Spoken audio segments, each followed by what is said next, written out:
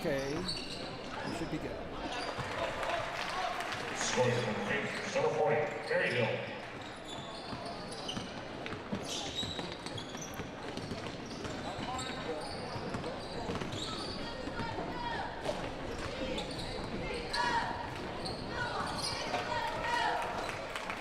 Welcome to Blackford High School. We had a scheduled 6 o'clock start here, and you're just catching the last few moments of the junior varsity game as the Blackford Bruins will come away victorious over the Eastbrook Panthers tonight.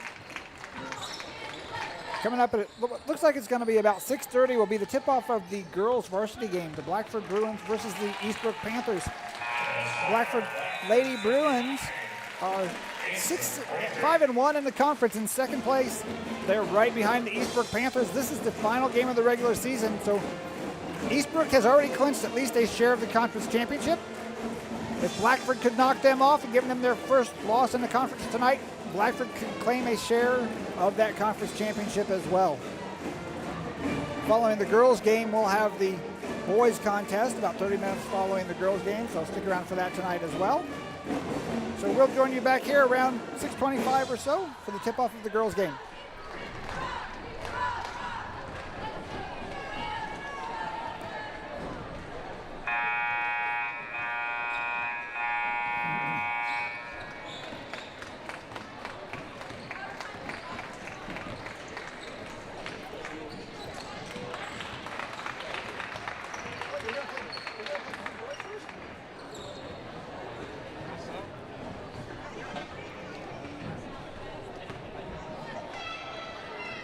If you've tuned in and I just told you the girls were going to be first, actually that's not the case. It appears that we're going to do the boys first, and we're going to finish tonight with the headliner being the girls conference championship game. So it is actually boys first tonight. So if you're looking for the girls game, join us back at about 8 o'clock, but we should at about 6:30 have the tip-off of the boys varsity action tonight.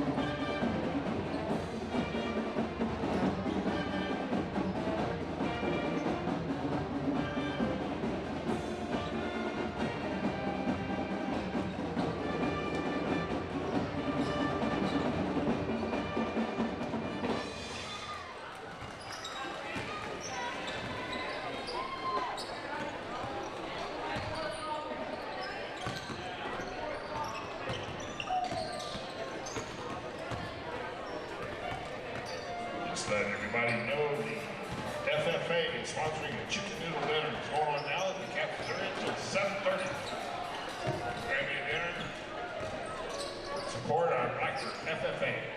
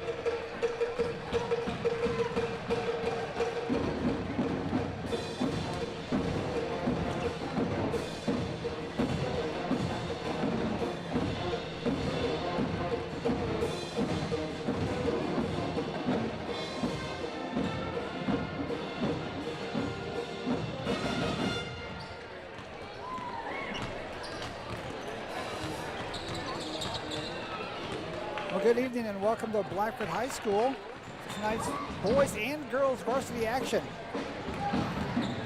Tonight the Blackford Bruins host the Eastbrook Panthers in Central Indiana Conference action. A little bit unusual tonight. We're going to be leading off with the boys game.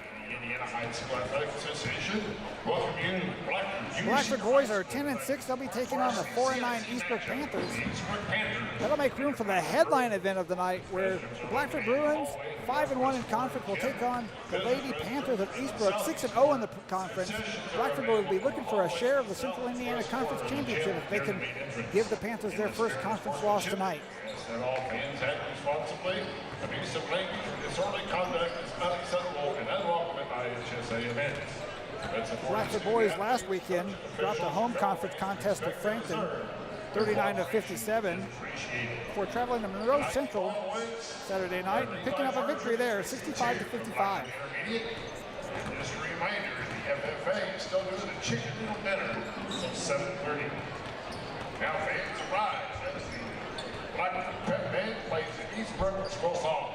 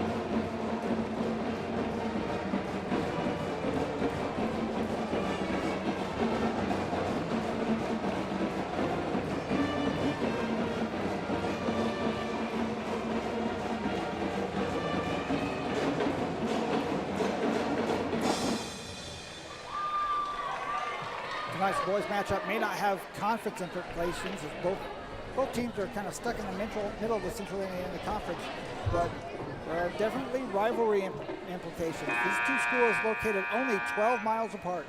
At this time, yes, you please rise with your hats as we honor America with the playing of the national anthem by the Blackford Pep Band under the direction of Mr. Holden Berlin.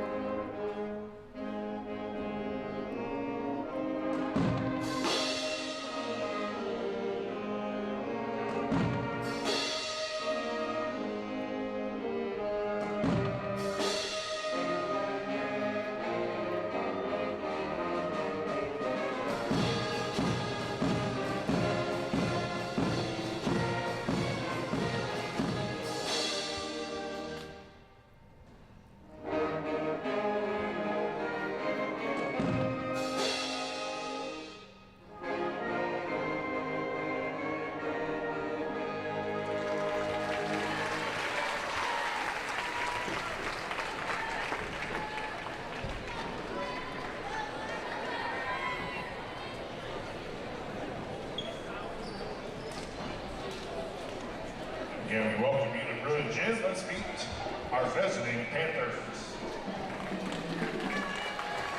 Non-starters, number 3, Tyler Hackman.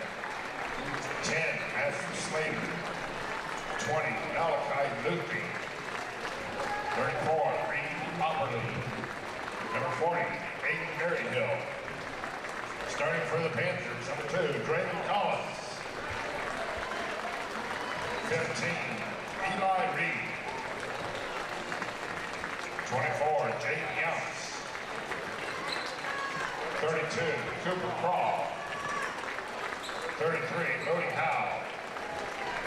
The coach of the Panthers, Greg Allison. For your Blackford Bruins. Non-starters, number 2, Kendra Toomer. 23, Vince Oxley. 34, Gavin Platt. 0, Mason Bailey.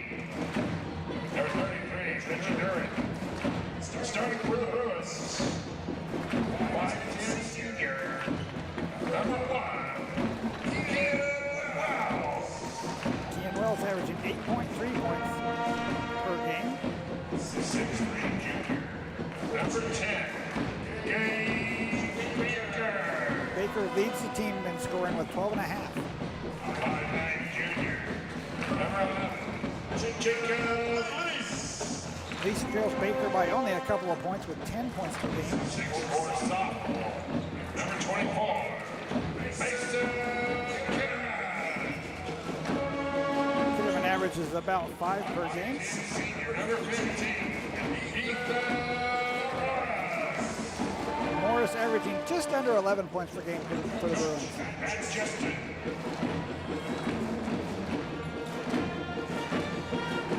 Unofficial. Subjective West. John Wright.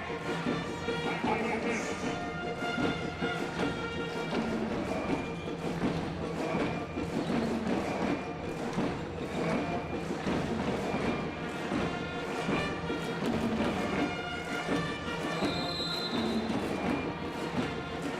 So Blackford controls the tip, and we're underway tonight.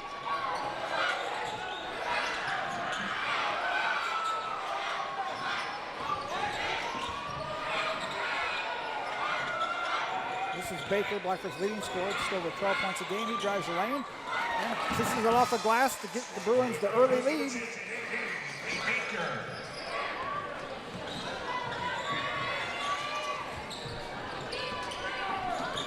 Eastbrook falls and Morris sends up with the steal. Pull up in the lane, kicks it out. The three-pointer is off the mark.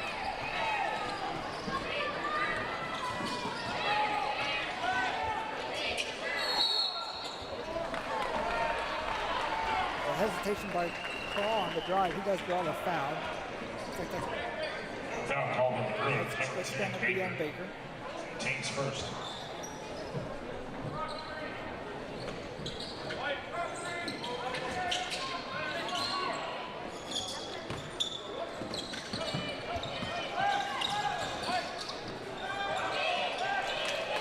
Collins misses on the drive.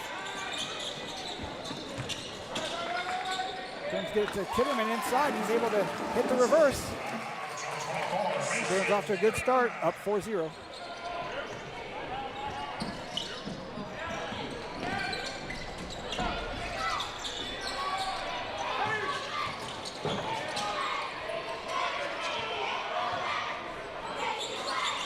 This is Howe.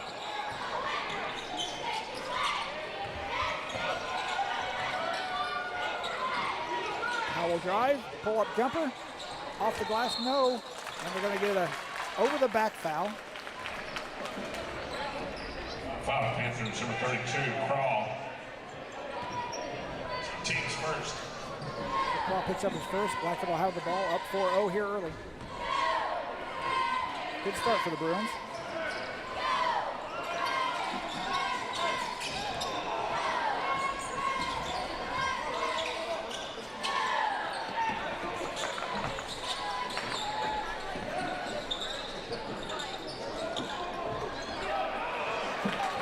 Turnover by Blackford there.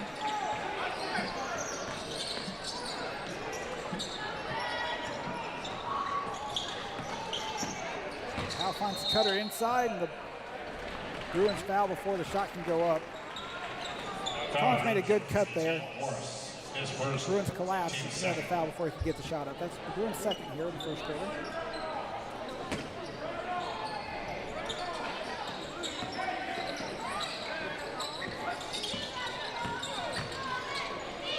Collins on the drive with the English. Knocks that one in.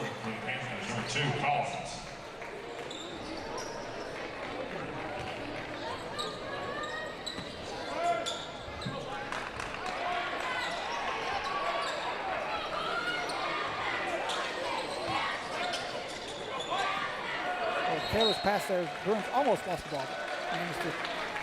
Managed to keep it.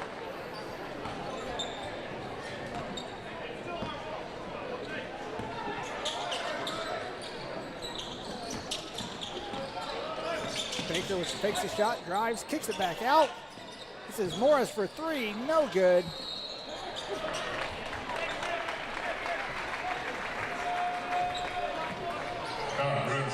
Baker looking for the rebound there, reached over the Eastbrook Panther player.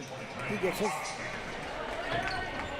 Actually, I fouled Baker. That's his second foul. That's a little bit of a concern here with only 3 minutes, less than 3 minutes gone in the first quarter. Blackford's leading scorer with two fouls now.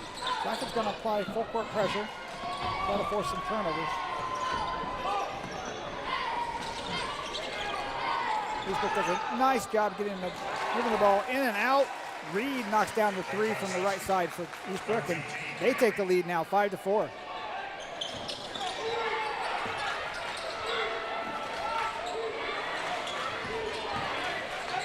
Blackford does a good job, gets the ball inside to Kitterman on the baseline for an easy bucket. 6-12.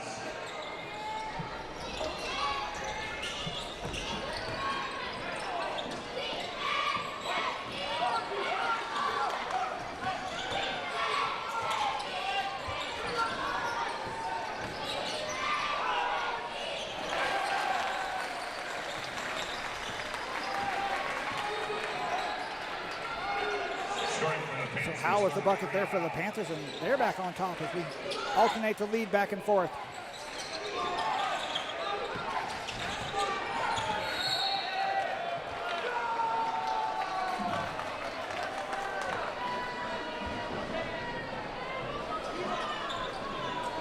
Panthers have struggled a little bit this year, 4-9 so far in the season.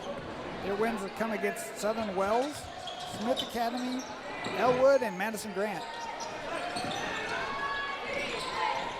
Panthers trying to break a 5-game losing skid here as Jacob Lease knocks down a three from the left side.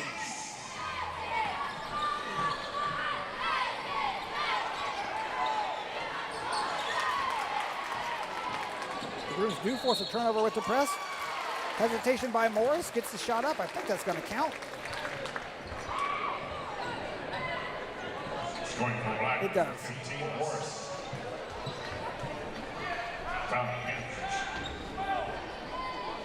24. Counts. So Morris will go to the line, Bruins with a 4-point lead, chance to move it up to 5.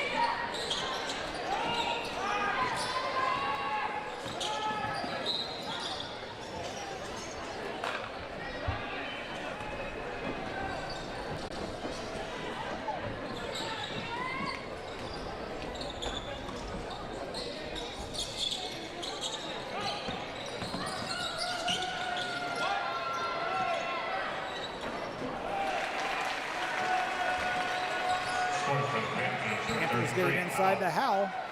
Another layup, but still trail by 3. 3.5 to go here in the first quarter.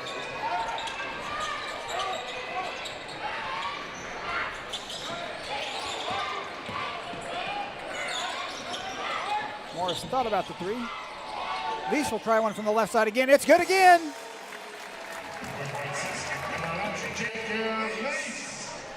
That's the second for Lease. Give him 6. Lease is shooting 32% from out there this year. The drive by Collins. He tried to spin it in again, but wouldn't go this time. Blackford forces the action back. Oh, looking for it again from the left side. Morris with the drive. He draws the foul.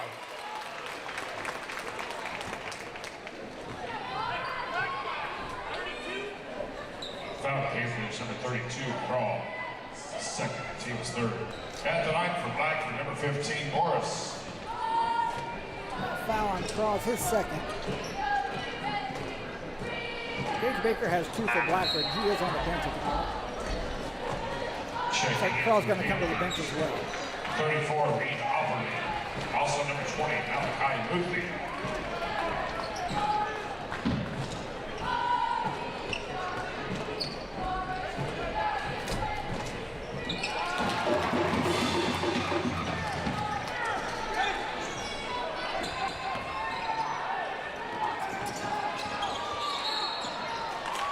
Panthers got the ball down the court quickly, but stepped on the end line, so Blackford will take over. It looks like the Bruins pressure is causing a little bit of problem tonight for the Panthers.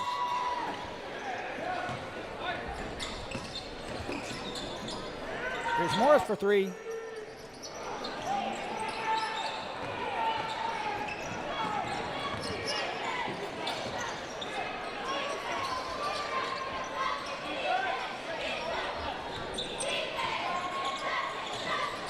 Howell looking to drive the lane with his left hand. Kicks it back out to Collins. Collins back to Howell. They try to get it inside to out. Excuse me, Opperly. Number 34, Gavin Black.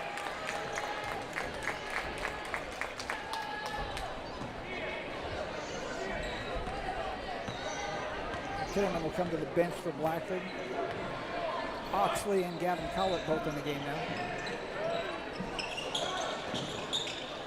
Oxley kicks it out to Wells. Reese is open in that corner, but Morris takes it himself. Lays it off the window. Blackford now up by 8.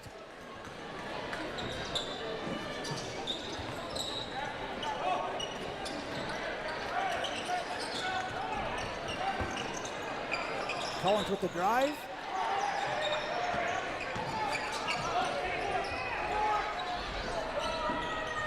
Collins from the corner. Well long. Bruins with the rebound. Chance to move up to maybe double digits here.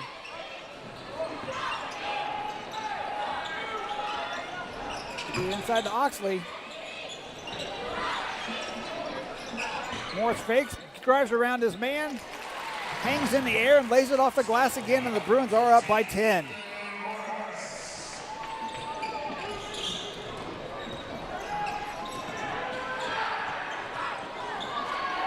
Three from the wings, off the mark.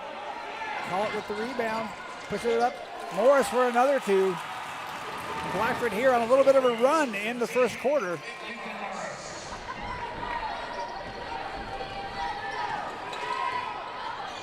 Just under 30 seconds to go. Panthers would like to stop the bleeding here. Try to get a score on bucket on the board.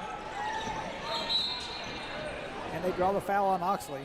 Probably not what Blackford really would have wanted in that situation. Really has all the momentum going into the last 20 seconds. I guess we're not in the bonus yet, so maybe not the worst foul.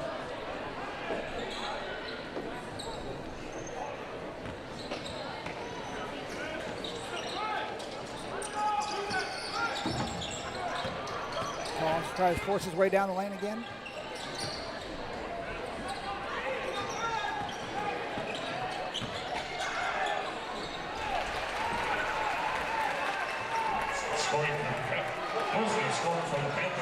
The Panthers do get a bucket. Wells will launch one at the horn. It's short, but a very strong first quarter for the Bruins.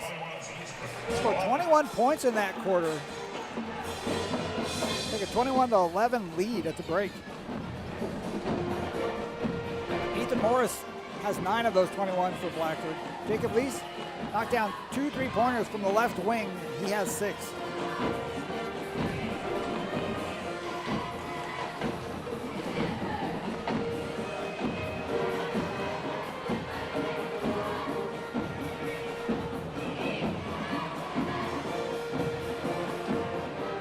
We have with us tonight Jacob Clam remotely, working on some statistics, doing a little research for us when that might be required.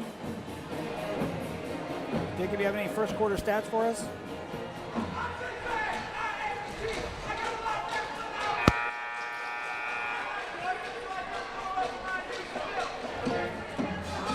scoring in the first quarter. It was Ethan Morris had the most with 9. A lot of it right there at the end. Bruins ended the first quarter on a 10-0 run until that very last shot there went in by Eastbrook. But there were 4 lead changes there early, and then Blackford on that big 10-0 run. Another thing to keep an eye on is Gage Baker with those 2 fouls. We saw last week when he had to sit most of the second quarter. It didn't go well for Blackford, but he sat second half of that first quarter on those 2 fouls, and Bruins doing all right tonight. So we'll see how that goes. Thanks, Jacob.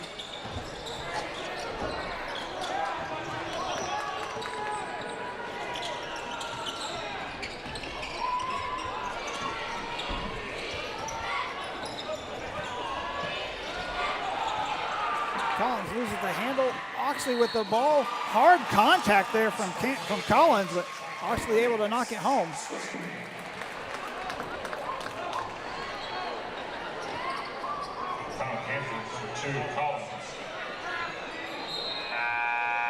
That'll be the first foul on Collins. He's going to have a seat for a minute as Elijah Reed checks back in.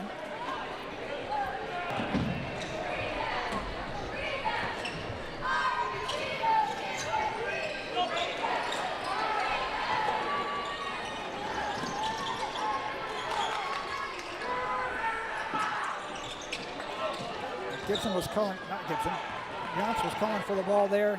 Got a good look. Wouldn't go in for the Panther.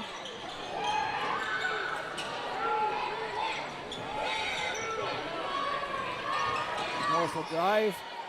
A little out of control. No one on the block. I think he was expecting for a cutter to be on the right block. No one was there. The Panthers picked it off.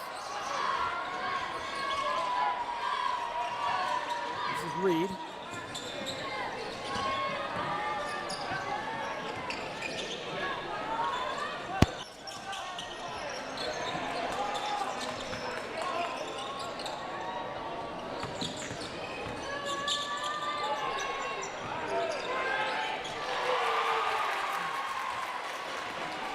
That was Oxley with a good block there as the Panthers got it down low.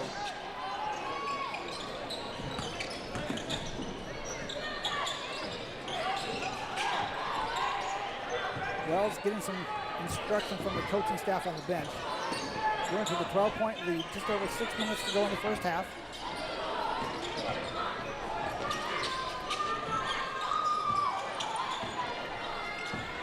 Wells drives, hesitates, and gets the shooter's roll. That's the first 2 points for Wells tonight. Keith, you were noticing earlier that last week you were impressed by Kian's multicolored shoes. I was. I'd never seen that before. Tonight he doesn't have those, so I know you're a little disappointed about that. Well, yeah, he's sporting the monochrome, but see how that affects his game. Well, I guess they did lose that game last week when he had those shoes on. That's true. Maybe he's trying to change his luck.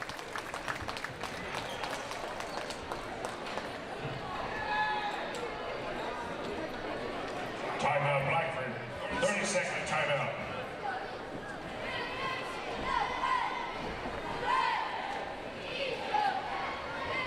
So Blackford is 8-6 or 10-6 overall. Like I said, last Friday, dropping that game to Franklin 35-57 for Saturday night, getting back their winning ways with a 65-55 victory over Monroe Central. Checking in for Blackford. Number 10, Gage Baker. Number 24, Reese Kittery. Blackford shooting really well so far. 11 of 15 on field goal shooting. That's the type of shooting that'll put you up by 13.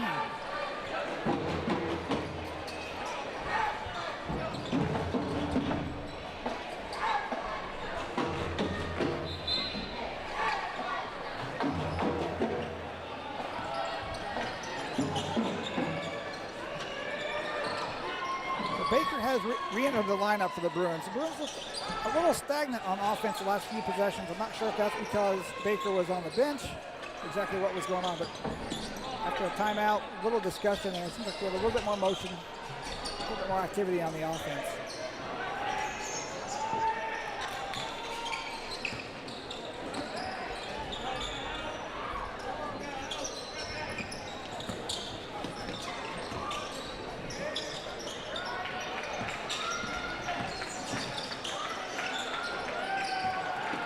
been off a lot of time there. For Wells tossed up the jumper.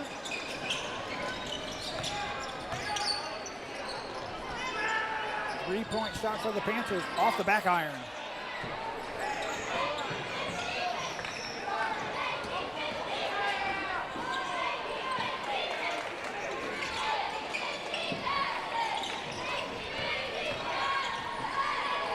Nice drive there by Younts. Shot by the Panthers, 24 Younts. Pittman drives baseline. Wells had an open look there from the top. Decided not to take that one. 12-point lead. I think the Bruins probably looked for a better shot than that. Thought it was Baker tried to go behind the back and lost the handle. Elijah Reed pushed the action against the Bruin defender there and drew the foul. Couldn't get the shot to go in, but he's going to go to the strike. Foul Bruins, number 1, Wells. At the line for Eastbrook, number 15, Reed.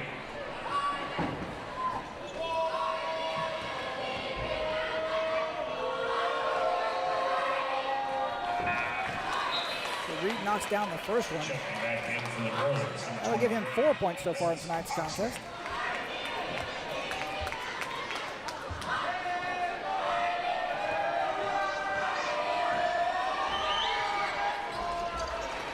And he hits the second. Panthers still keeping about a 10-point deficit there on the Bruins.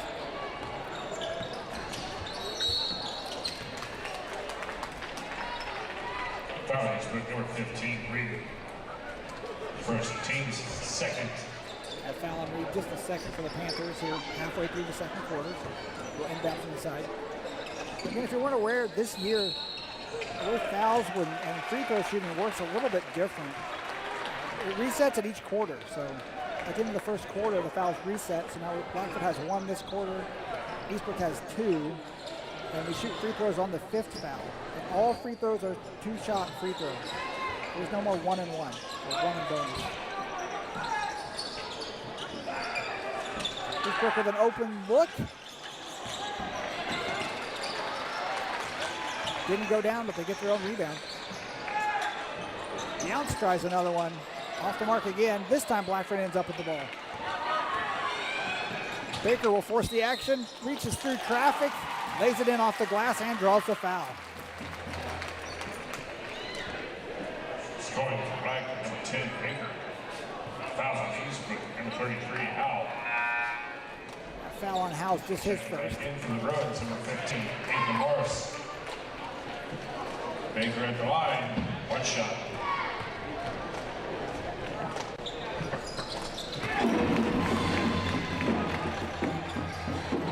Baker hits that one, and that gives him 5 points tonight so far.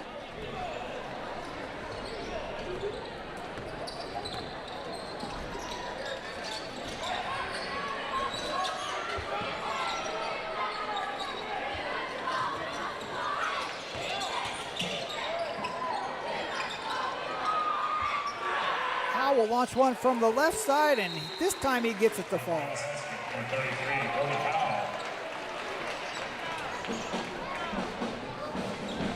Eastbrook calls a timeout after the made three-pointer. That's been a trend the last few years. I don't know if you've noticed that, but teams will call timeouts after they make a big bucket or they score. Usually you used to call timeout to break the other team's momentum.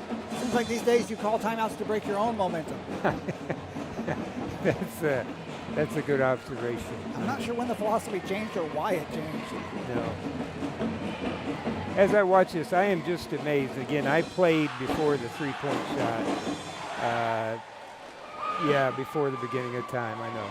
But anyway, I'm amazed how much the three-point shot is now a part of the game. Even though I grew up with it at Purdue and ever since then.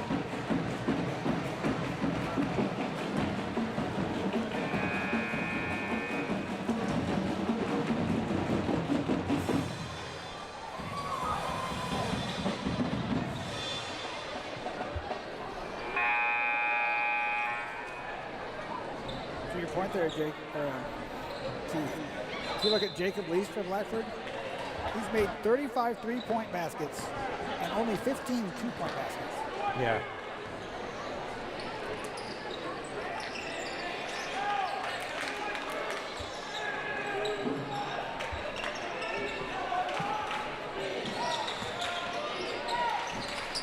Here's Leaf from the right side. Was the good point that before the beginning of time remark or the three-point onset of the three-point goal? Both were accurate.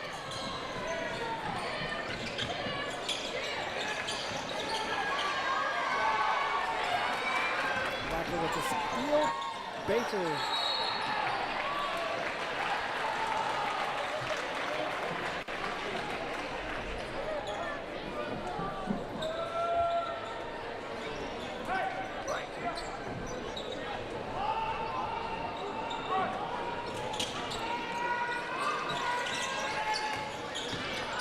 Kinnaman gets in the lane, reaches underneath. That one's off the mark.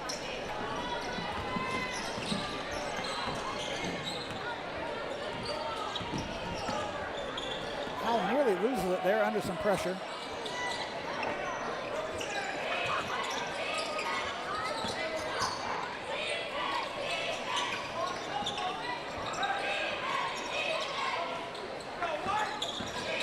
Reed, he'll drive the lane. Least falls down. He tried to take advantage, thought about it, but was a little too light, realizing that he had his defender on the ground. This time he'll drive the lane, find a cutter. He goes out of bounds. That'll stay with the Panthers. Checking back in for the Panthers, number 2, Draven Collins. So Collins is going to return for Eastbrook. He's been sitting for quite some time with 2 fouls. Down 10, though. I'm kind of surprised he didn't come back in a little bit earlier than that.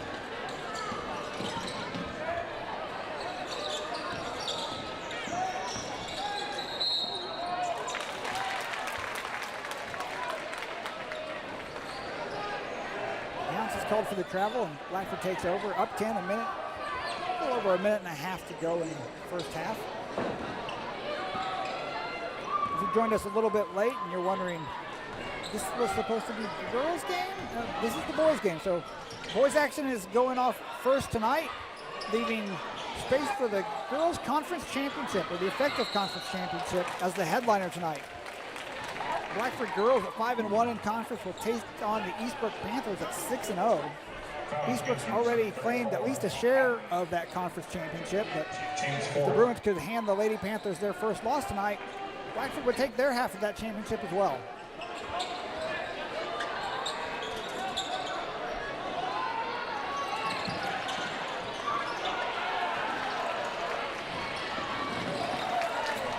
Lease is able to pick the pocket there.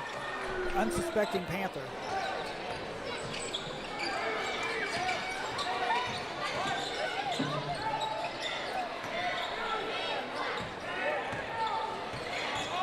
Baker drives, spins, forces his way in with his body, gets another shot to roll. Baker just very good physically inside. Yeah, that was strong. Able to muscle his way around, and then at the last minute, able to kind of reach his long arms, usually into a window where he can get that shot up.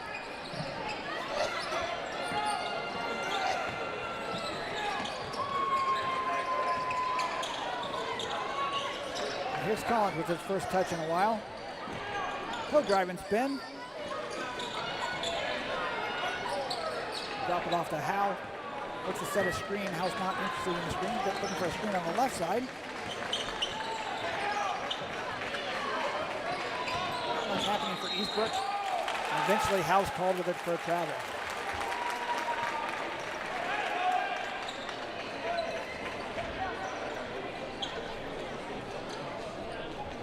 Time nearing the end here at the first quarter, or the first half. Blackford up 12. They'll most likely have the last shot. Morris with the hesitation kind of faked himself out, and there's a foul on the Panther. That'll be just their, no, actually that will be their 5th, so we're going to go to the line here at the end of the first half. Team's 5th. That's going to send Morris to the line. At the line for He's been shooting 64% so far this year.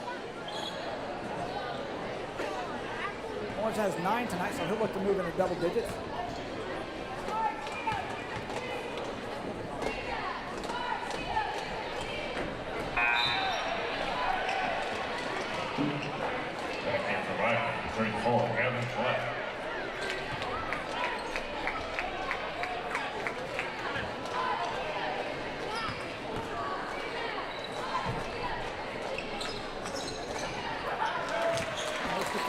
into drops, but he does have 10. For the full court press, trying to maybe get a steal and maybe a last second shot. No luck. The Panthers do get that shot off, but it's long.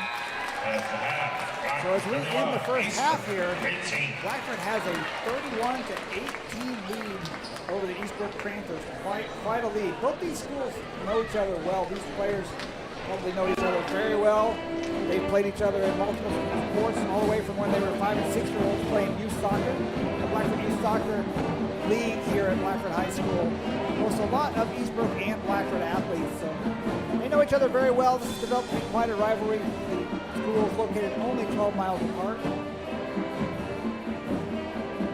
You know, we talked earlier about the three-point shot.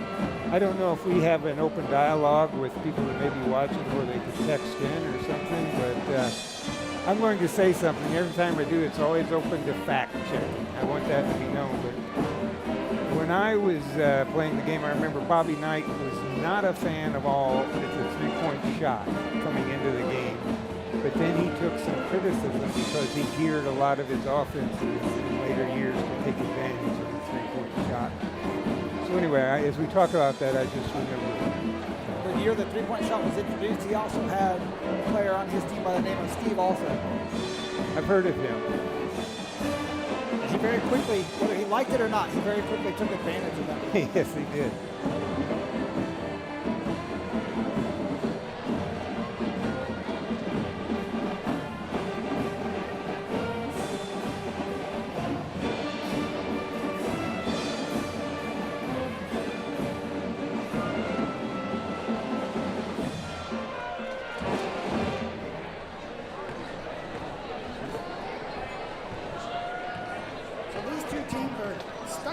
Middle of the Central Indiana Conference right now. Leading the conference, Mississippi and Frankton, both at 4-0. There's 17 teams in this conference, so only there's 18 teams in this conference that have double count. So you only play 7 games. So 3 games left each for Mississippi and Frankton. With a 2-game lead, it looks like the 2 of them will be the conference. One of the 2 will probably be the conference championship. And they have yet to play each other, so big games coming up there in the future.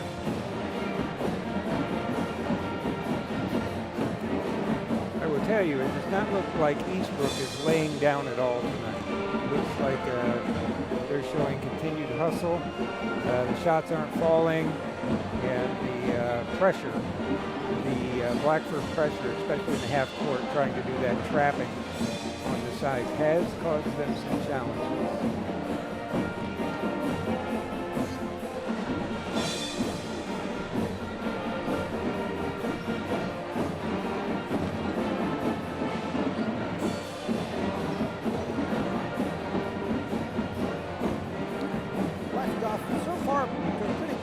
Lead in this one. If the Bruins can win tonight, Keith, do you know how many consecutive wins in a row that would be for Blackford? We'll play high-low. Higher or lower than 5? Didn't I hear that they are coming into the game with 5? You did not. Did not? Okay, I'm going to say 5 is high. So you say that the Blackford has won less than 5 in a row? Yes. Blackford has won 6 in a row. Wow. So if they could win tonight, that'd be 7 in a row over the Eastbrook Panthers. That's, yeah.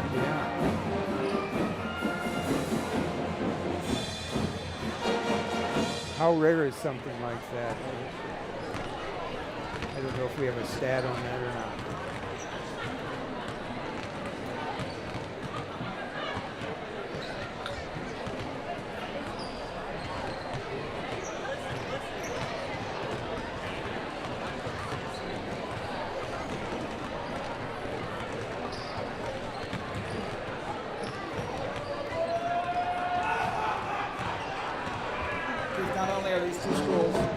Located only 12 miles apart. They're also built at a very similar time. Eastbrook was built in 1965. Blackford 4 years older in 1969. 4 years younger. It was built 4 years later in 1969. Are the enrollments comparable now? Any idea?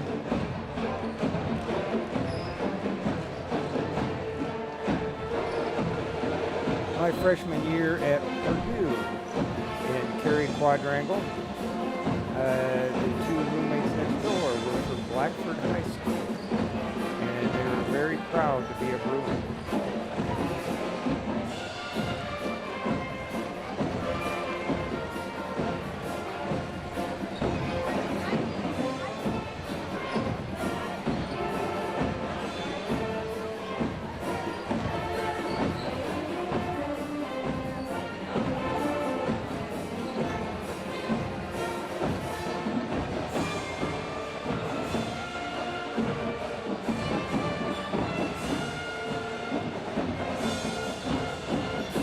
Boys' schedule's about 2/3 of the way through at this point. Blackford tomorrow travel to Jay County. That's the final game of the regular season for the Lady Bruins. As they'll move on to sectional play next week. The Lady Bruins drew Tipton in the opening round of the sectional, so they'll play Tipton on Wednesday next week.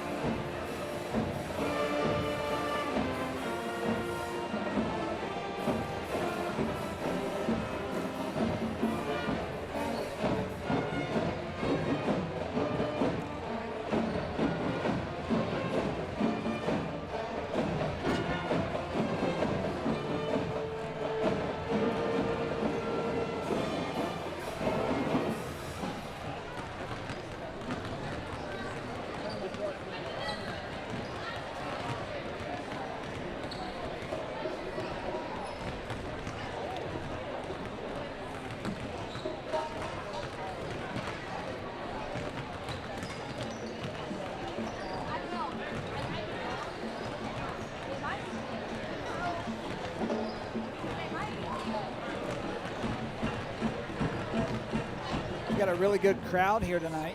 Yeah, it looks like it's filling up, especially the area right in front of our booth here is starting to fill up. And, With both schools being so close together, hopefully people knew that the boys' game was first and they're not going to show up here in about a half hour and be disappointed. But even if they are, this girls' game should be quite the matchup. I have really enjoyed the girls' games. I really have. So if you're at home and you're thinking about coming out, come on out for tonight's effective conference championship. You've still got time to be here well before the girls tip-off. And if you hustle... well before the end of the chicken noodle dinner. Exactly. Chicken noodles are served until 7:30. Yeah.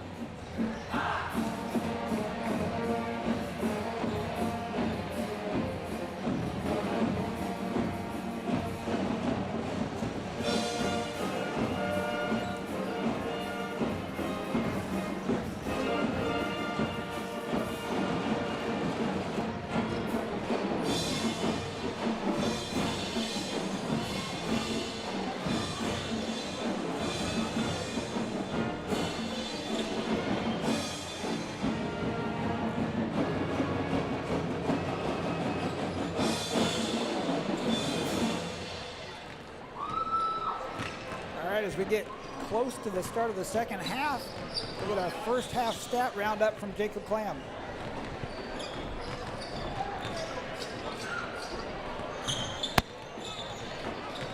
All right, scoring for the first half for the Bruins, Ethan Morris led the way with 10. Gage Baker had 7. Jacob Lease had 6 on a pair of three-point shots. Mason Kitterman had 4. Vince Oxley had 2, and Kian Wells had 2. For Eastbrook, Elijah Reed and Bodie Howell led the way with 7 points each.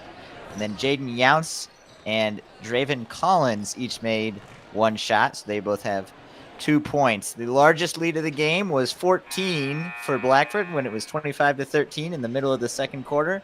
Bruins had a big 10-0 run there at the end of the first quarter to get out to this big lead, and then it's kind of stayed there right around 10 points ever since. Blackford has gotten a lot of easy layups, and the shooting percentage reflects that. The Bruins are 13 of 20 so far tonight for 65% from the field. That's good. Eastbrook, 7 of 19 from the field. That's 37%. So Eastbrook's getting just as many shots up as the Bruins, but they're just not as good shots, and that's why Blackford has the big lead right now. Thanks, Jacob. Yeah, Interesting. the Bruins have done a really good job of getting that ball inside. Well, we talked about Bobby Knight earlier. We're about to head into that portion of the game that he said was the most important of the game, which was the first 10 minutes of the second half, which to high school would equate to the third quarter. Well, we'll see if the Eastbrook Panthers defensively make any changes, because the Blackford guards were able to drive, get penetration into the lane, and get some pretty good inside shots.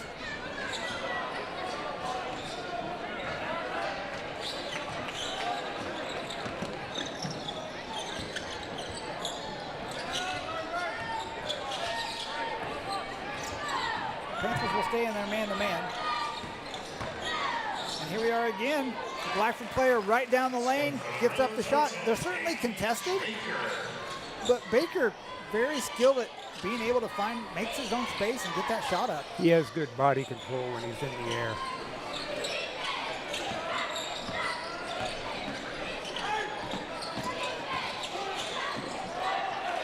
Nice reverse there by the Panthers. Scoring race, number 32, Crawl.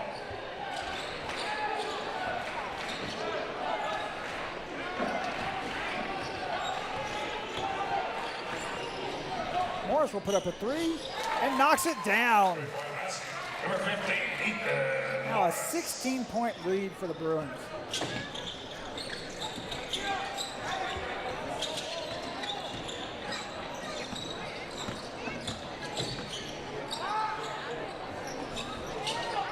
The shot from the corner from Crawl bounces up and in.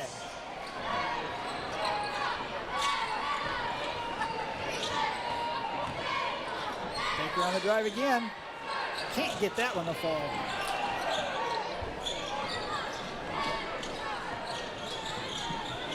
Here's Hal. Takes the 15-footer. Around the rim and off to Lease. Actually, that's Morris.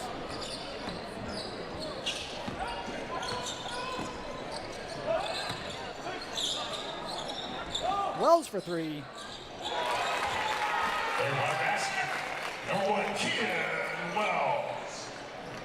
That's 5 points for Wells. Wells sometimes starts a little slow and then had an explosion in their third quarter a few times. Not sure the explosion is in order with this lead. Collins with the drive and lays it off the glass. Wells' monochromatic shoe tends to be serving him well tonight.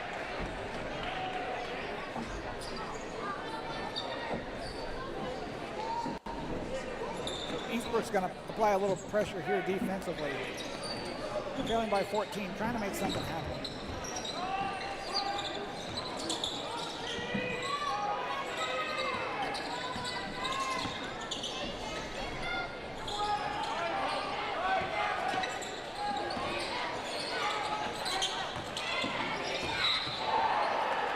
Well, that's one way to stop Baker. Yeah, I heard that up here, I think. Raw saw him coming. Foul call, Eastbrook. Laid the wood. I think that's a shooting foul. 13th, first. I think that's a shooting foul. Yeah. I did. I could hear that all the way up here in the booth. That's the third foul on Craw.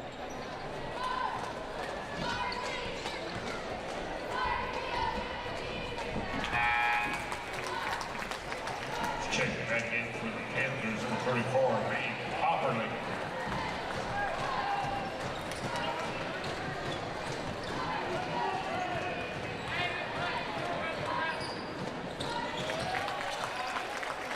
Baker hits the second. He's shown with 11 now. Blackford's going to stay in the full court press. Not making anything easy for the Panthers, but they do actually find an easy layup off as they beat the pressure. Scoring for the Panthers, number 34, Hopperly.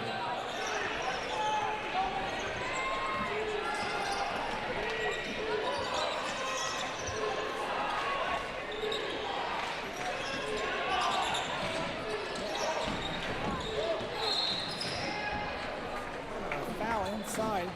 I think that's going to go against the Bruins. It will.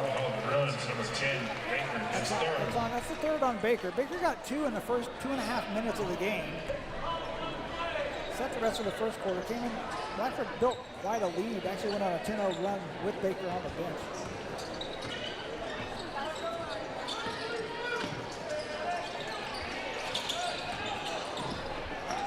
There's a block by Kitterman. Ball on the inline though, so that's going to stay with the Panthers.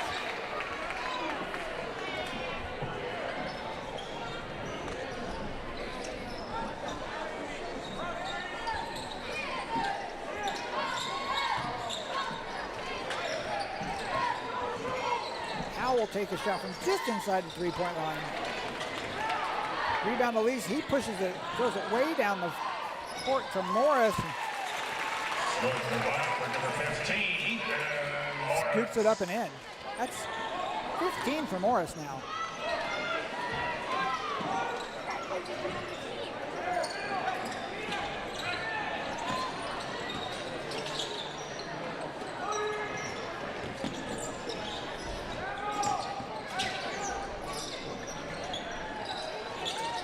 Is shot well off the mark. Kitterman with the spin out to Lease. Lease from the left side. No, Lease went down, but I don't think there was much contact there.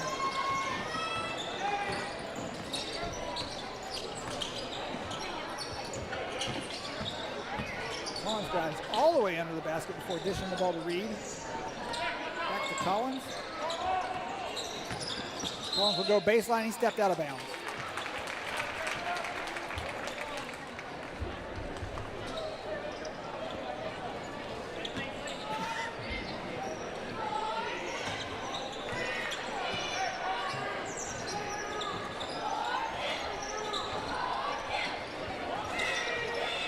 Gets a screen from Kitterman. Goes into the lane now behind the back to Kitterman. I like that.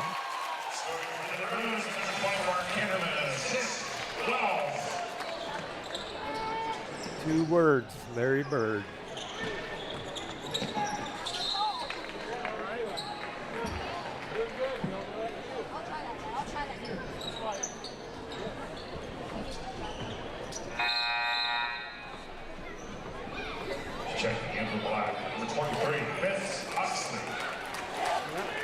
Basket moves Blackford up to an 18-point advantage now.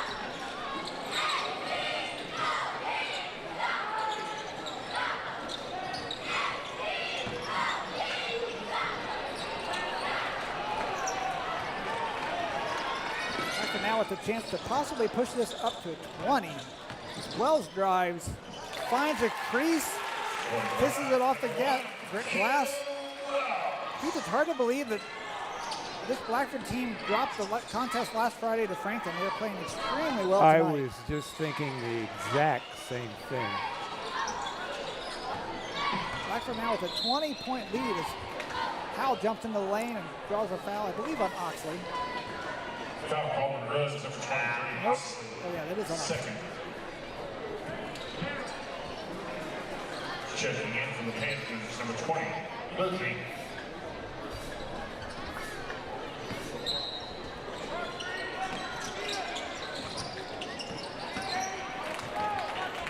Panthers with the turnover. The Bruins push it up to Lease. A double clutch. The Panther defender was not fooled on that. Howell kicks it out to Collins for 3. Oh. He knocks it down and draws the foul. That foul's on Morris. Number 2, Collins. Foul called on the Bruins, number 15, Morris. That's Morris' second foul.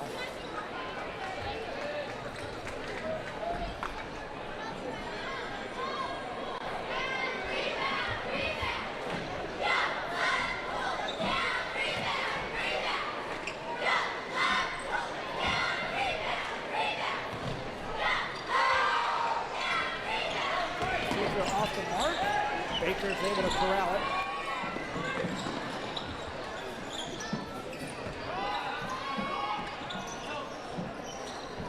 Here's Wells on the drive. Out to the corner to call it. No good. Rebound to Oxley. Back up and in. That's Oxley's second basket. He's got 4. Bruin lead back up to 19.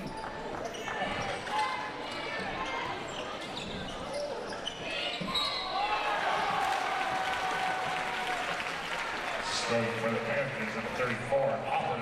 Opperly with the hesitation draws the foul in the Foul bucket. on the Bruins, number 1. Blackford giving away 3 points to every 2.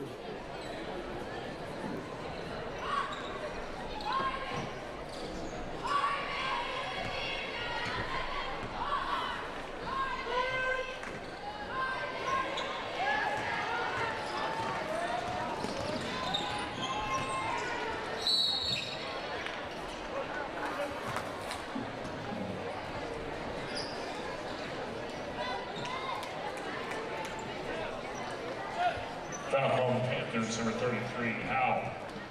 Baker at the line for Blackford. Baker's going to go to the stripe. 11 points tonight.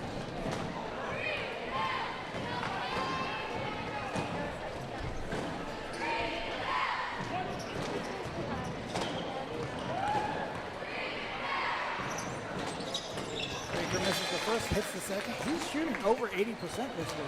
Wow.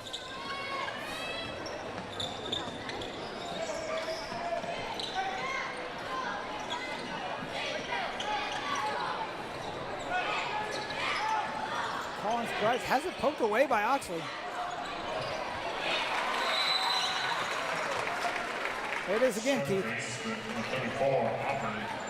Eastbrook gets a bucket, trying now to come back, and calls a timeout to stop the momentum. Yes, yeah.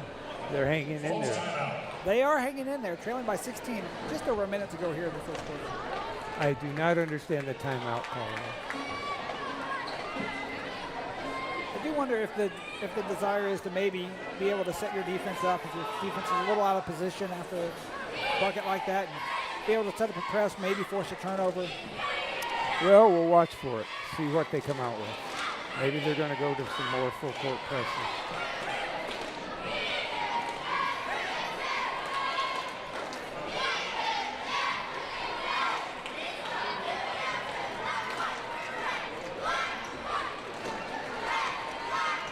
Keith, you remember last week when we talked about the comfort zone calculation? I've been thinking. So when you can be comfortable that your team has the game kind of in the bag? It was heavily formulated. There's a lot of math, right? Yeah, it was, but we're both engineers, so we're not afraid of it. We've been flirting with that margin. I've been trying to do the math as we go in my head. It's a little complicated. I actually have a graphic for you today. Oh, wow. To help you explain that. And I think maybe we can have Jacob explain that to us because he's younger and smarter and be able to explain it much better than both us. of us. Yes, I found that out right away. So we may have to cover that here at the end of the third quarter. Blackford up 16. Not quite comfortable yet. Eastbrook is going to bring the full court pressure. Howe doesn't put too much pressure on Baker.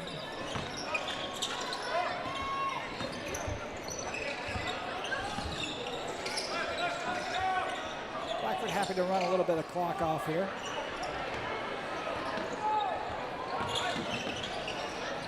Morris with the nice assist to call it on the baseline. Assist, Morris.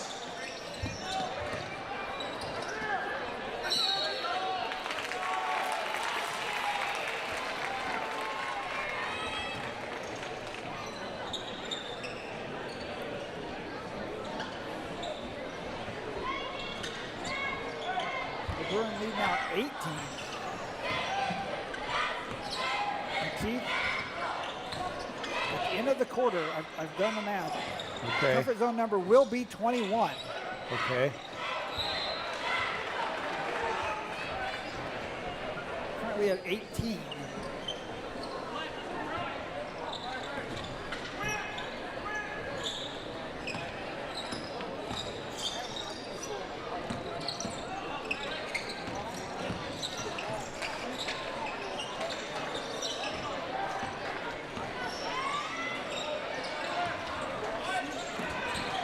About lost it, but he holds on. Morris checks the clock. Bruins will hold for this last shot. Wells drives, spins, shot up. No good. Rebound fought for.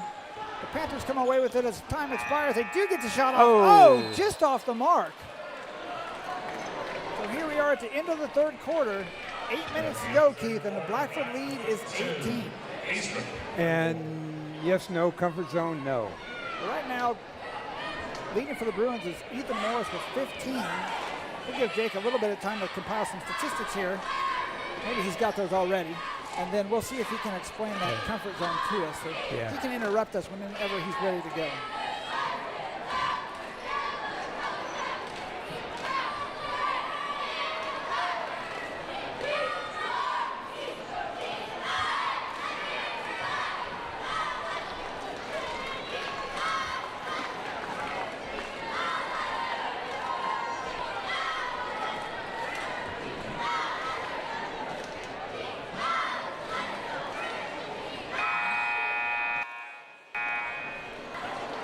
Checking in for the circle reporter number 32, Cooper Crawl. Checking in for the Bruins number 24, Mason Keith, Terry. maybe we have entered the comfort zone, and Jacob has actually got so comfortable he went to go get a snack from the refrigerator. Okay. There you have it. Sorry, I'm a little behind over here. There's a lot of scoring that happened in that quarter. That It was exciting. Eastbrook really got a lot better offensively, and Yeah. they're shooting over 50% in that quarter, but they gave up 21 points to Blackford. As you mentioned, Ethan Morris still leading the way for the Bruins with 15. Gage Baker has 12. Kian Wells has 9.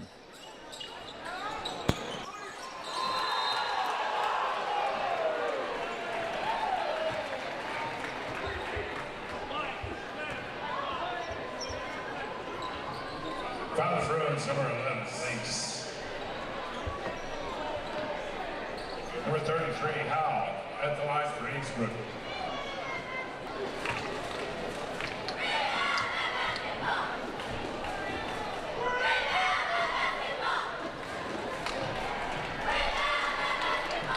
So Howell at the line here. Howell has 7 tonight for the Panthers.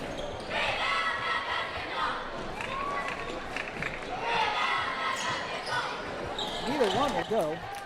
Blackford gets the rebound.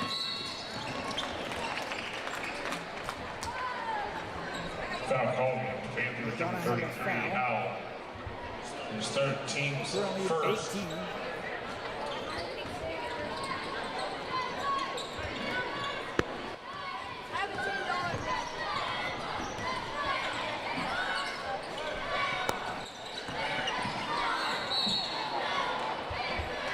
A travel call here on Jacob Reese.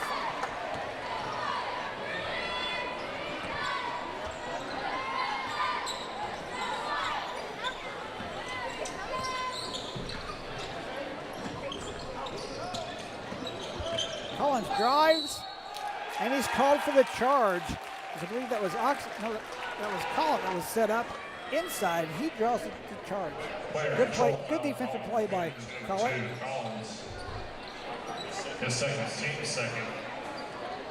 Eastbrook Panthers will continue the full court press, looking for a turnover.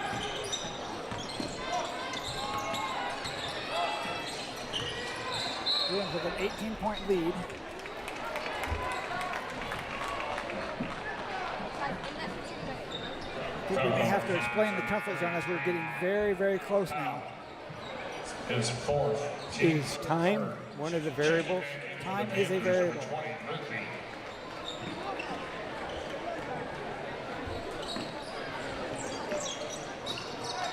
Blackford up 18. Just over 7 minutes to go.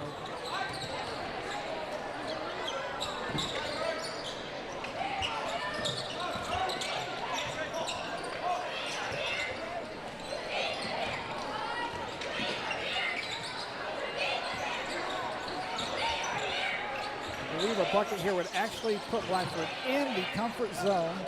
Jake can confirm for us. That one from the corner by Kitterman is off. Panthers have the ball.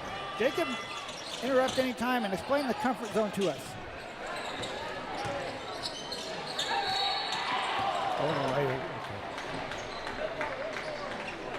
Foul call Bruins, number 34. His first, team's second. The comfort zone is actually a pretty simple formula. Only requires one variable, and that is the amount of time left. So you round up the amount of time left. So right now we have 6.5 minutes. So you round up to 7. You multiply that number by 2, so then you'd get 14, and then you add 5. So that would give us 19 points right now. I mean, you're comfortable. So one more bucket by the Bruins, and that would do it. We'd feel comfortable.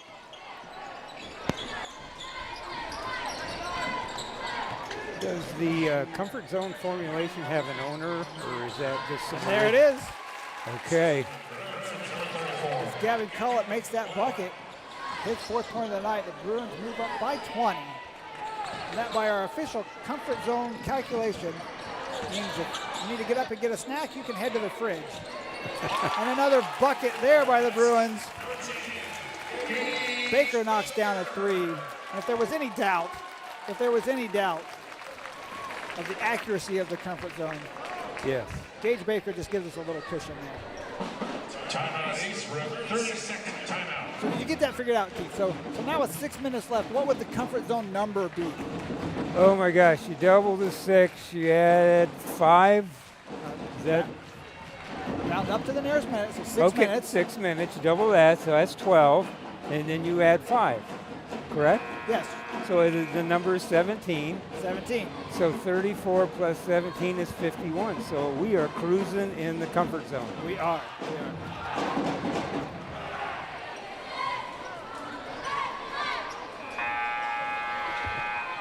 But if you are feeling comfortable and it's time to go raid the fridge or do some other errands, keep in mind that 30 minutes after the end of this one, we're going to have the girls varsity contest. Eastbrook Panthers at 6-0 in the conference. Blackford Bruins at 5-1 in the conference. Blackford will try to knock off the Panthers and claim a share of the conference crown. Bruins are the reigning conference championship. That one came down to the last game last season. But both teams were undefeated in conference, as Hal wants us to agree. Blackford managed to win that one last year at Eastbrook. And after dropping last week's contest to Frankton, Blackford playing just for a share tonight.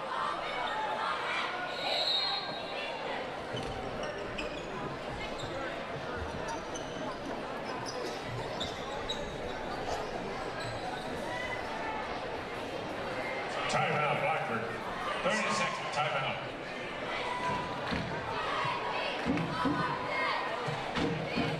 Lady Bruins watching the action.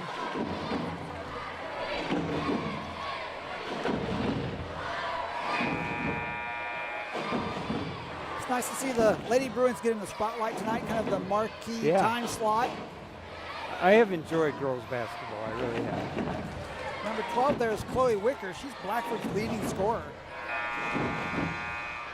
She averages 14.5 points a game. She's made 64 three-pointers this season. That makes her 13th in the state. I think I got the pleasure of witnessing her high game a couple of weeks ago. She did. She said a high-scoring game a couple weeks ago. I believe it was 22 points.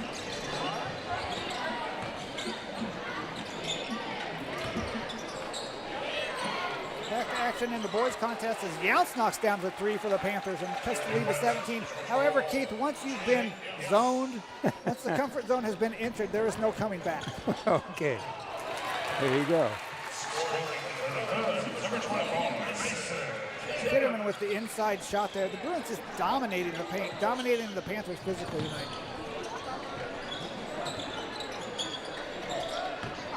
Howell drive, tries to replicate the things the Bruins are doing, and does. We're going to get a foul. I think they may call that before the shot. They are.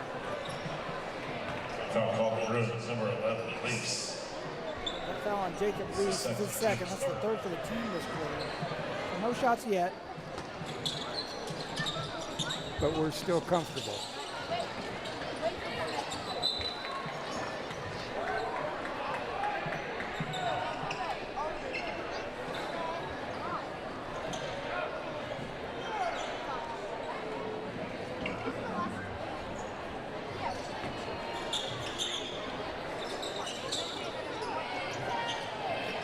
Panthers find Hal inside.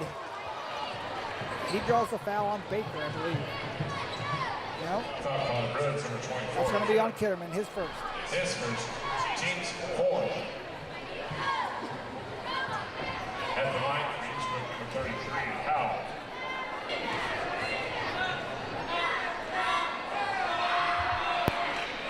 Guys, something to keep an eye on tonight. Mason Kitterman has 8 points so far. His career high is 10, so he's close. Number 24. Okay. Kitterman's very consistent. He's averaging 5 points a game. Hard to believe he hasn't had a game that's been higher than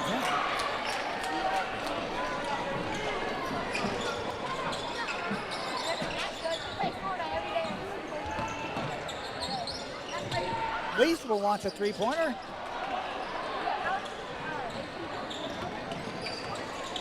Howell's going to force the action again.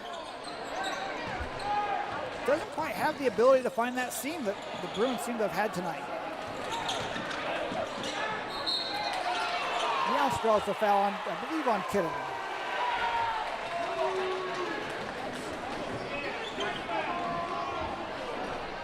And that will send the Panthers to the line again. The second. At the line for Eastbrook, number 24, Youngs.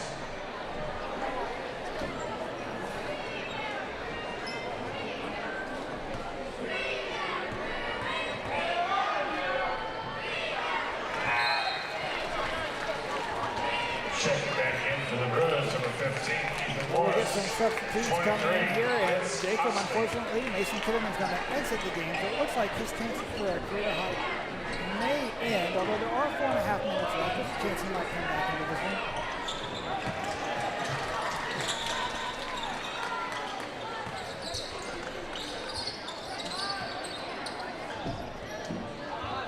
Morris will get some instructions from the coaching staff. Wells, good jump shot there. Bruins shooting continues to be superb tonight. Wells went for the steal, didn't come up with it. That time Houff used his body to force some contact. No call though as he ran into Lease. Lease went down. Shot wouldn't go in. Baker drives to the basket. Another one in. Shooting percentage is incredible tonight. That is a shot, again, that I did not grow up with, called the runner. When I played, the runner would have got you in trouble. You were supposed to stop and face the basket and take the jumper. But boy, it certainly seems to be working.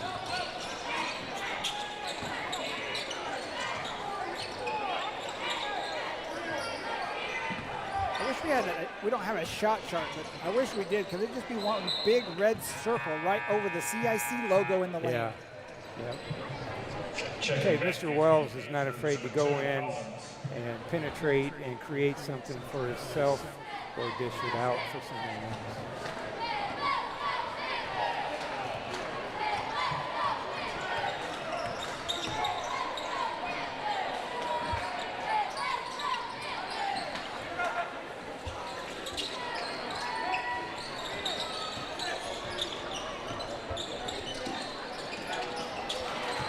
With the jumper, he's got 9 tonight. Scoring for the Panthers, 24 Youngs.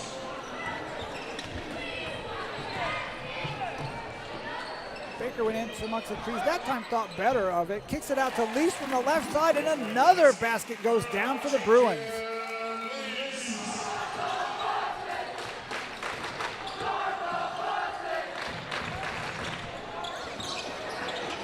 Here's Collins. He spins again. The scoop shot's off the rim. The Bruins find Baker on the drive. Blackford now up 27.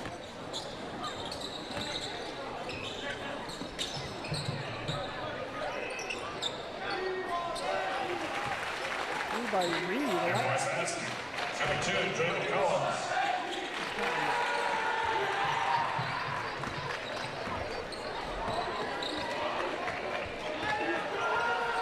Baker's going to drive the lane again and gets another one to fall and draws the foul.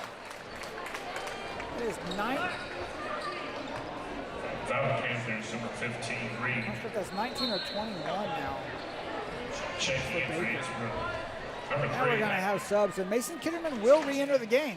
Okay, number 14. So I know you root for career highs, right? I do. I didn't call this one. Kitterman's 24. His career high is 10 points, according to Jacob. He has 8 so far tonight. Baker has 21. He's looking for his 22nd. Checking in the right for number 33, extension, Duran.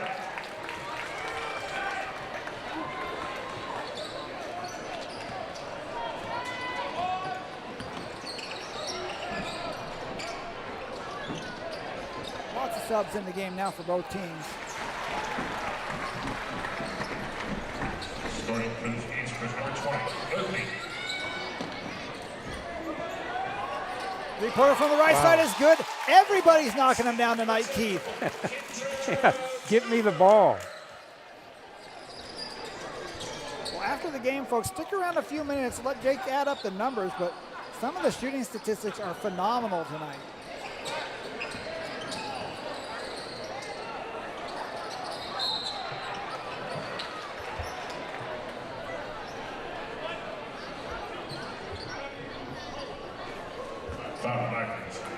Sure, Jacob's pencil is smoking now as he tries to tally up all these made I'm not baskets. sure this isn't the Bruins' biggest quarter. They had 21 in the first.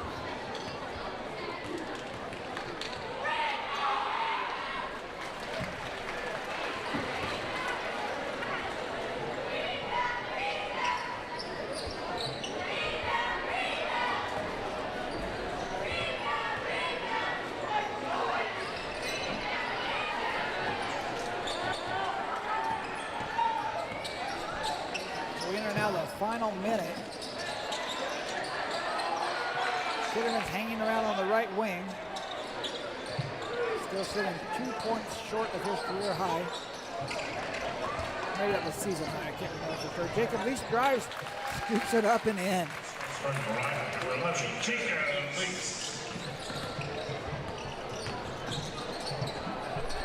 Collins has it poked away from behind by Wells.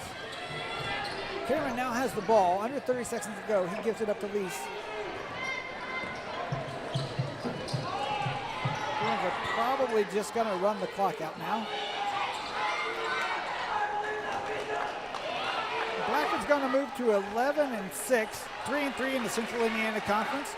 Eastbrook will fall to 4-10, 1-4 in the Central Indiana Conference. Blackford led tonight, I'm pretty sure, by Gage Baker. I think he had 22. Jacob will confirm that in a minute. Jacob, feel free to interrupt whenever you get those stats together. Good contest tonight. Blackford really dominated most of the way. They did. Dominating inside. They came out of the gate strong. Baker in particular, using his body physically, going inside against the Panthers, even against multiple defenders, able to muscle his way in, create space, find an opening to get that shot up on the rim. And really good touch. Those shots, once they were up on the rim, they almost always dropped.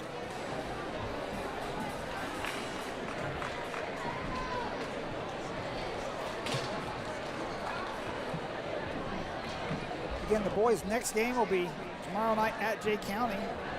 Next weekend, they'll be at Tipton. Next home game will be the day before Valentine's Day, where Blackford will be hosting Northwestern. Only 2 more home games for the boys. Tonight will be the final home game for the Lady Bruins.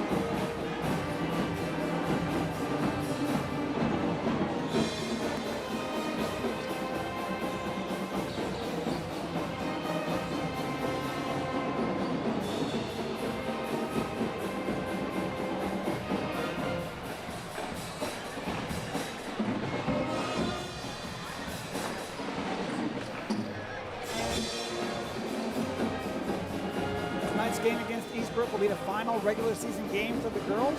It's also the final conference game of the season. Blackford, the reigning conference champions. The conference championship last year went down to the last game of the season. Blackford traveled to Eastbrook. Tonight, the Eastbrook Panthers have made the 12-mile trek from Eastbrook High School over to Blackford. Eastbrook wants to claim an outright championship tonight, while Blackford would like to hand the Eastbrook Panthers their first loss in conference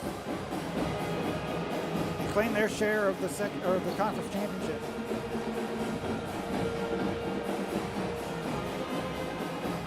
So if Blackford wins tonight, they will be co-champions. They would be co-champions, that's correct. My understanding, there is no tiebreaker format in the Central Indiana Conference. They would just be co-champions. Okay. If there was a tiebreaker, Blackford would have won the head-to-head if they win tonight, so they could be outright championship, but I don't believe that's how it works in the conference. They don't have penalty kicks or anything. No penalty kicks. If it is tied at the end of regulation, we will go to overtime.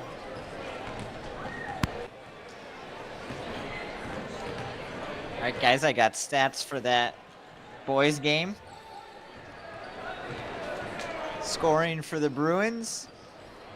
Leading the way was Gage Baker with 22. He was 8 of 9 from the field. Wow. And had some free throws to go with it. And that's even more remarkable when you consider the fact that he sat almost the entire first quarter after picking up 2 fouls in the first 2 minutes.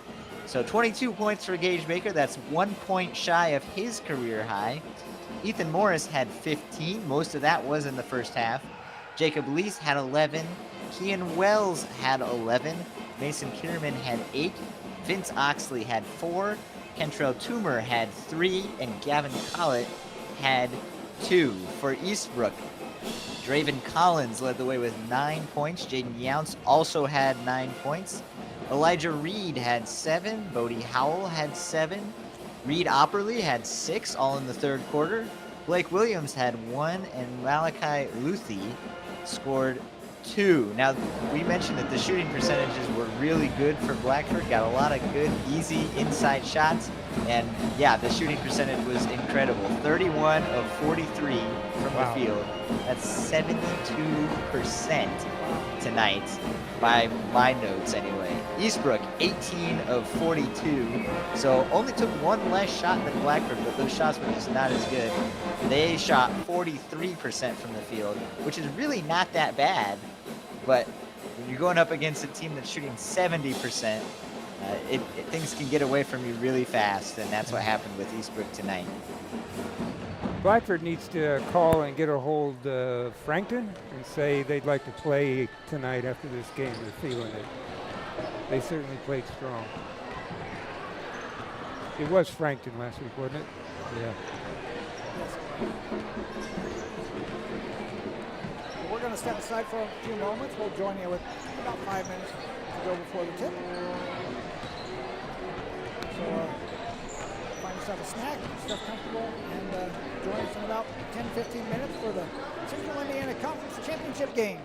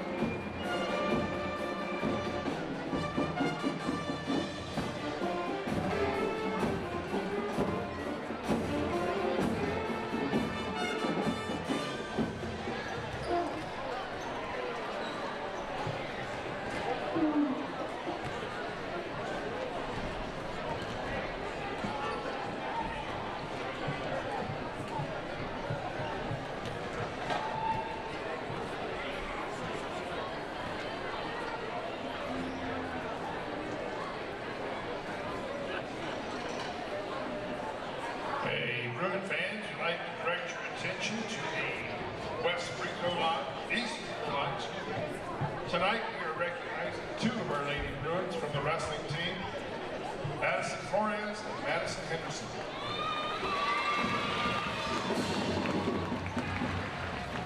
Last year, the girls wrestling began a 2-year division sport process with the IHSAA. We had 1 girl on the team. This year, we had 7 girls on the team and 5 that advanced to semi-state in Rochester. These 2 young ladies, Addison and Madison, advanced to compete at the state tournament in Kokomo 2 weeks ago. So let's hear it for Addison Flores and Madison Henderson. Great job, ladies.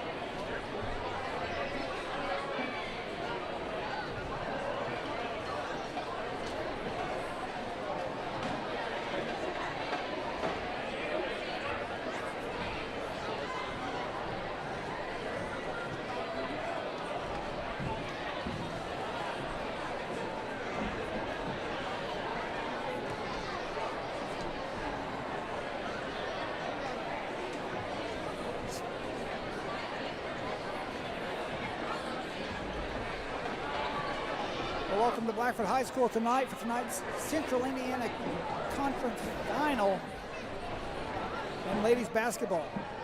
Blackford Bruins take on the neighboring Eastbrook Panthers. All season has kind of been heading into this as both teams have been undefeated in conference until last Friday when Blackford dropped their conference to Frankton. Still, even with 1 loss, Blackford hopes to move to knock off the Eastbrook Panthers tonight and claim a share of the conference title. Well, I can tell you there's excitement in the air, and we really do not believe we lost anybody after the boys' contest. And I saw a lot of people still coming in the doors and paying admission.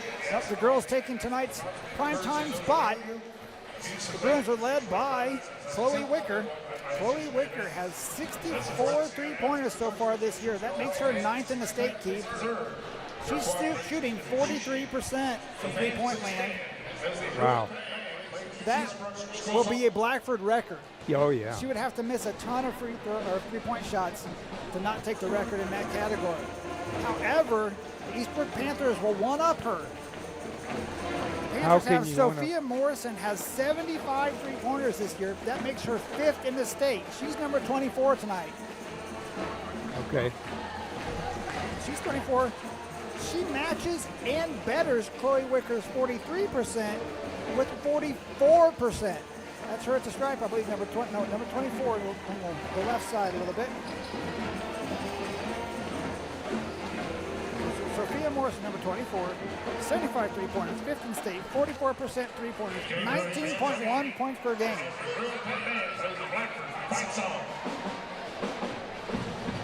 Blackford has another school record holder on the floor tonight. Sydney Morris leading the team in steals with 112, over 5 steals per game.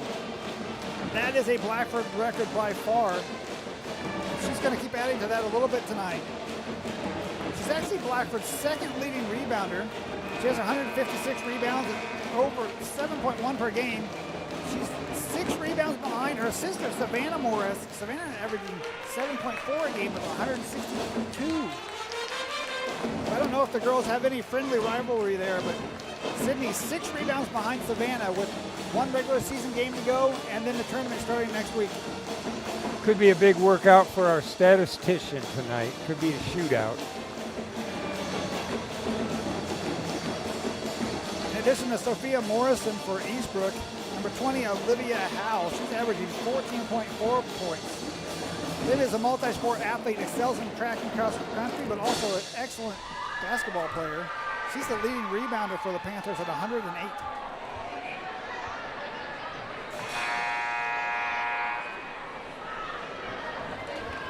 Again, these players will know each other well, having competed against each other probably starting in soccer at age 5 or 6. Two schools 12 miles apart. Non-starters, number 10, Lydia Engel. 14, Michaela Fox. 40, AJ Benner. 44, Mia Zustos. And 55, Jasmine Plummer. Starting for the Panthers, number 12, Courtney Goff. Number 20, Olivia Howe. 22, Audrey Prater. Number 30, Stone McKim. Number 24, Sophia Morrison. Coach Jeffrey Liddick. For the Blackford, Lady Lewis. Non-starters tonight. 1, 16, Ventura. Number 10, Leah Bentley. 11, 16, Walter. 15, Riley Heinzer. 22, Faith Watkins. 24, Ridgway. 32, Eva McCoy. Number 40, Rebecca McLean. Starting from the Lady Lewis. 5'6", senior, number 0, Faith Gephardt averaging just under 5 points a game for Blackford. Senior, number 12, Chloe. Wicker, Blackford's leading scorer at 14.5 points a game. 5'6", senior, number 23, Brady Vince. Van Skyok, strong contributor to the Bruins, averaging 6 points a game. 5'10", senior, number 25, Savannah.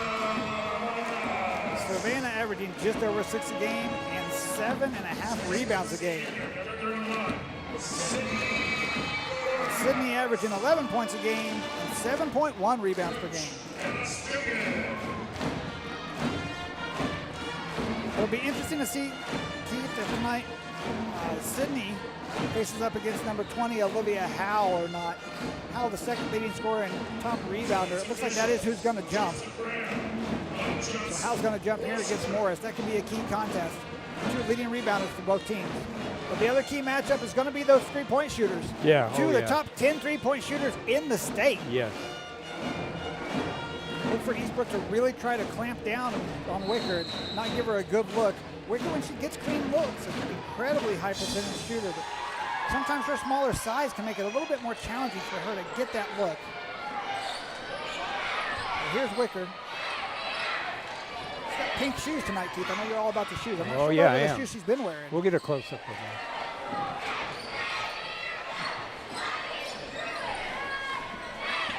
Wicker's guarded by Prater. Van Skyok. Eastbrook really extending the defense against Van Skyok. No surprise, the Bruins, or Frankton, as Wicker launches her first three. No good, but she got a good look. I think we're going to get a foul on Sydney Morris. Push off there. So Frankton last week, as they gave the Bruins their only conference loss, Frankton really kind of laid back a little bit on everyone but Wicker, kind of dared them to drive and really stopped anything from happening inside. Early on, it looks like Eastbrook's going to play a little bit more pressure. I kind of wonder if that might be an opportunity for Blackford to find some backdoor cuts. Oh, yeah. Maybe find some opportunities to create some space that they weren't just able to do against Frankton last week. Anytime there's pressure, there's always an opportunity for the counter-attack. Prater with the drive. Off the mark. Rebound to Gephardt.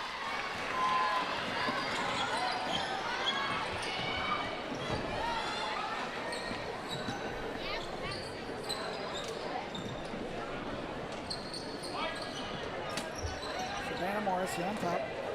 To look for a pick and roll to Sydney. Wicker looking for a shot there. Closed out by McKinn that time.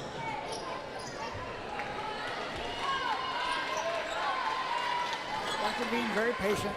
Similar to how we started things off last game. It is. I believe it was almost 3 minutes before Frankton even got a basket. With a low scoring affair, the Blackford's dropping that one 32-37 last week. Van Skyok will try the three. In and out. McKim comes off with the rebound for the Panthers. McKim now will drive the lane, dishes it off to Howe on the baseline. It's off the mark. Both teams maybe a little bit of jitters tonight, Keith. A little bit. It's a big game, big crowd, conference championship. Big game.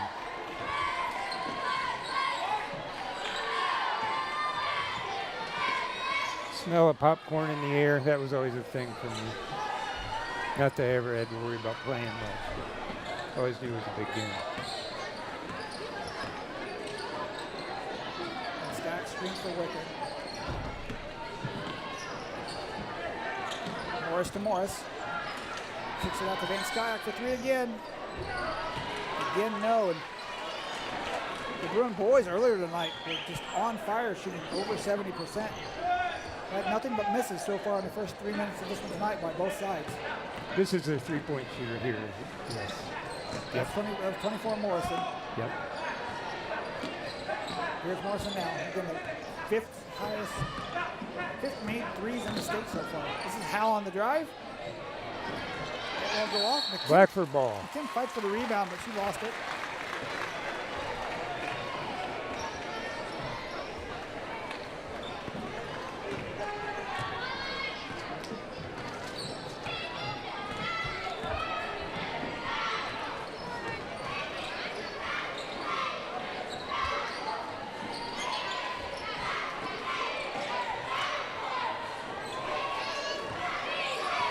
Morrison is poked away, but we're going to get a foul call.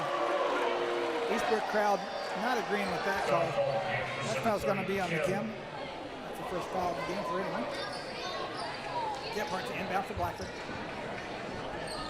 Van Skyok will set things up.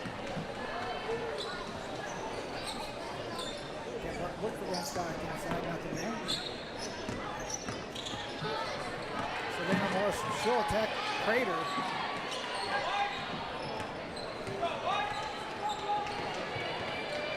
Here's Wicker, she's doubled. He's been Skylock open for a moment.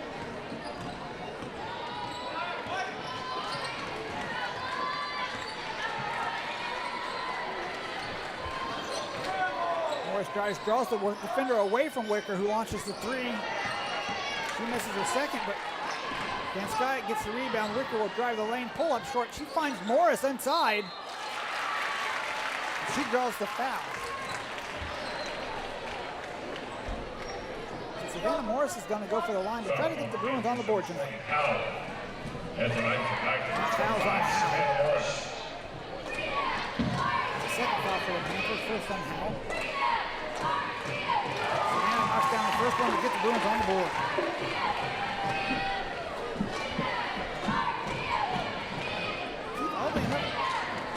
Nope, sorry, looking for wrong side.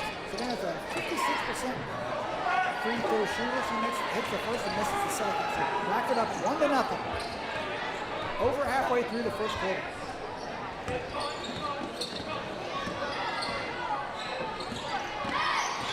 McKim drives, spins. Wicker will slow things down, set things up for Blackford. Looking for a little help from Van Skylock. Gephardt likes that left side drive right here. McKim does a good job setting off the drive. Morris reaches over Howell, nearly gets the rebound. Van Skylock for three, it's good! Yeah. And Blackford starts up 4-0. When things are going, it feels almost like an insurmountable lead, too. Yeah. We know things are going to get going. Oh, this could heat up. Sophia real Morrison, quick. 24. One of the top 3-point shooters in the state. Here she is, and she's got some space. Let it go. Well short. Haven't been noticing that closely, but I noticed that Sydney Morris was guarding Morrison on that particular shot. So Morrison's got to shoot over her.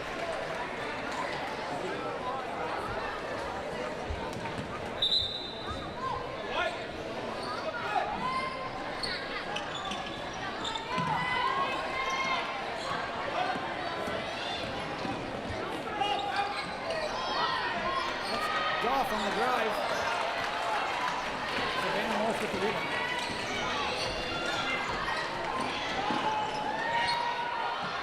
Sorry about the camera there. Wicker for three. It's good! Yeah! And Blackford is up 7-0. Apologize for the camera shot there. Just over 2 minutes to go here in the first quarter. Eastbrook yet to score. Eastbrook 20-1, ranked number 4 in Class 2A. The scoop shot up and off the mark. The rebound fought for, and the Wicker, the smallest girl on the floor at 5'3", comes away with that rebound. The Bruins nearly lose it. They're going to need to get that ball across the 10-second line. I'm not sure what the count's at, but they do.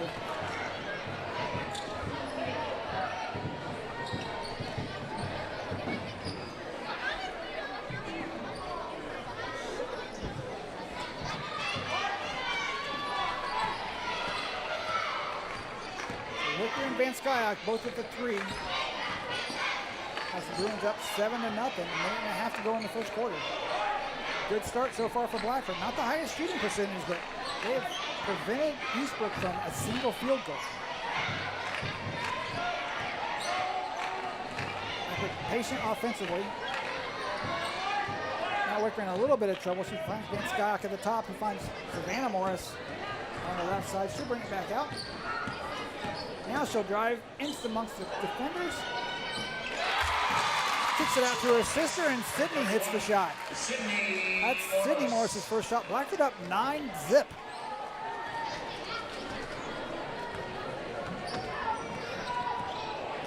Morrison gets the screen. She'll take it to the hole, try to get something to go. Ball out of bounds to the Bruins. Again, 24, Sophie Morrison for Eastbrook. 75 3-pointers, 5th most in the state. Yet the Panthers without a basket in the first quarter. The only loss for the Eastbrook Panthers this year was against a very, very strong Class 3A Norwell team. Norwell did hand it to them. They beat them handily, 68-30. Other than that one particular day, Eastbrook has been flawless. Panthers will look for the last shot here. Savannah Morris will drive on the right side. She'll draw a foul. I think that's going to be on Howell. That's going to be her second here in the first quarter. Foul call, Panthers, number 20, Howell, for second, team's third. Back on the floor from the Bruins, number 30, Kim, for the Panthers. Good part to inbound. Gets it to Wicker with about 10 seconds to go. The clock's a little bit off of the scoreboard. 6 seconds to go now. Savannah Morris is going to drive. Looking for some help. She finds Gephardt. She'll put it up with the left hand off the mark. It's certainly not the prettiest of first quarters. Blackford with a 9-0 lead. I think they'll take that defensively. Oh my, yeah. Blackford stopping the 20-1. Eastbrook is 20-1, number 4 in Class 2A. The Blackford defense prevented them from making a single point in the first quarter. Blackford shooting is not particularly great either in that corner. They have 3-pointers from Wicker and Van Skyok. Jacob, feel free to jump in if you have any stats you want to add.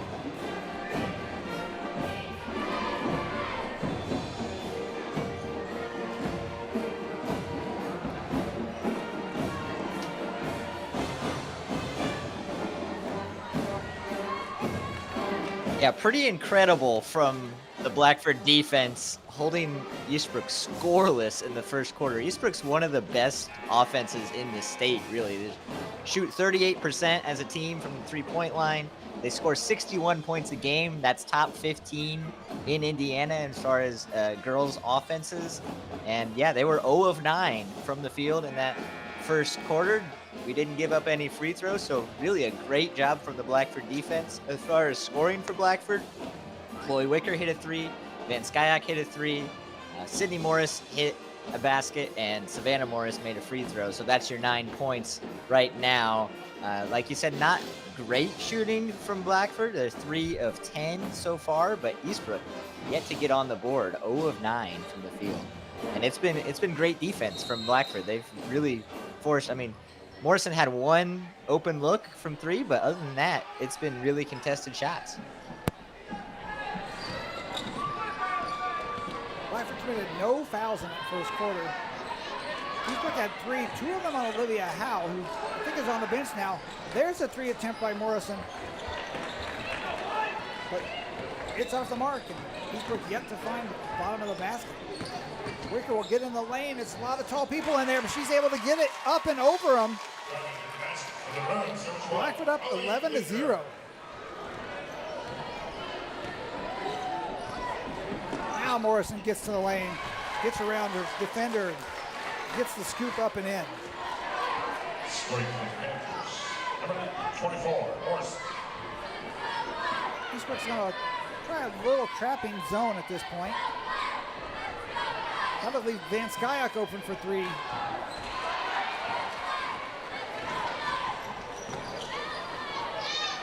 Here's Morrison on the left wing. She's averaging 19 points a game.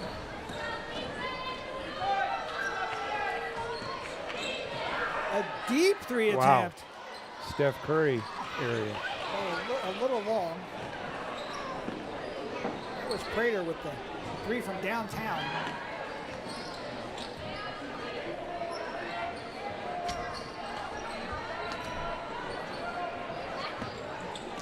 Blackfoot maybe a little confused about the 1-3-1 zone defense here. But that is the weak spot of the zone right there. They found Wicker, got her a good look from three in the corner. Both those corner wings will be open against that defense. Checking back in for the Bruins, number 31, Sydney Morris. So Sydney Morris comes into the game, replaces Savannah, taking a little bit of a break on the bench.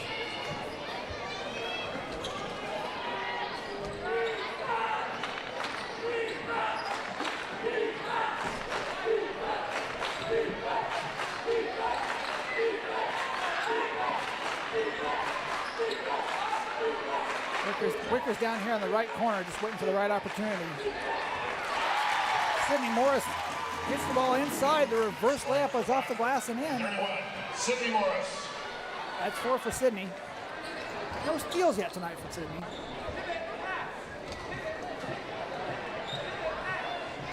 Wicker gets the ball inside to Fox.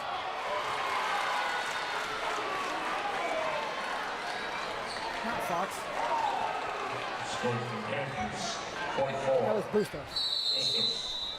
And the Bruins are going to call a timeout after giving up 4 points to the Panthers. Do the Bruins have any fouls yet? The Bruins have yet to commit a foul. Well, this is the third quarter, so I don't think they committed a foul in the first quarter. I'm not sure they reset the fouls, Keith. It shows 3 right now for Eastbrook, but I believe those were all first quarter fouls. They were supposed to reset at the end of the first quarter. Yeah, guys, I've got 3 fouls for Eastbrook, and I have a foul on Sydney Morris. Not sure if that's right or not, but you guys can check the scoreboard for me. The scoreboard does not show a foul for Sydney Morris. It shows her with 4 points and no fouls.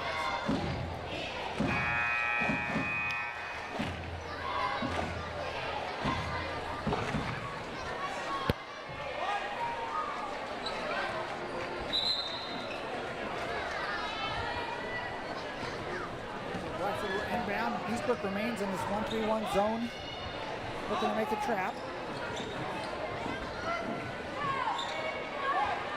Going to find Wicker in the corner where the trap comes. There's 3 of them on her, and the turnover is forced. Oh, thought there maybe be a foul call there, but there was no foul called on the Panthers when they forced that turnover. No foul called on Van Skyok when she tried to get it back. Instead, we get a jump ball, alternating possessions, going to stay with the Bruins.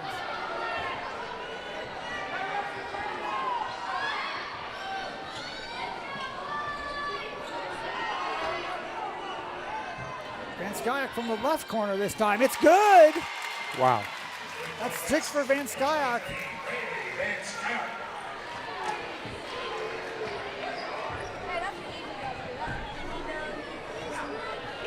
Looks like Olivia Howe's about to check back in for the Panthers, trailing by 12. Panthers get the ball inside to Bustos. She gets the bucket and draws the contact. Bustos averaging 7 a game. She's got 4. She'll have a chance to pick up her 5th from the stripe, where she's 51% this season. Howell does check in now. She'll replace Prater.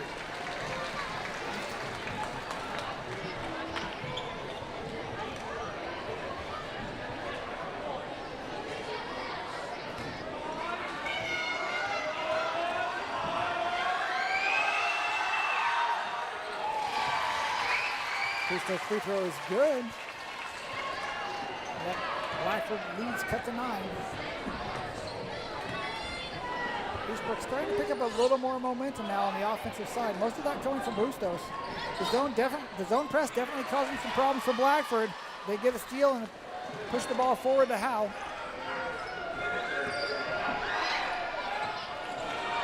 Goff's three's off the mark, but the offensive rebound to the Panthers. Morrison tries to create some space. A little bit of a push off there. Maybe backs up. Here's Howe from the free throw line.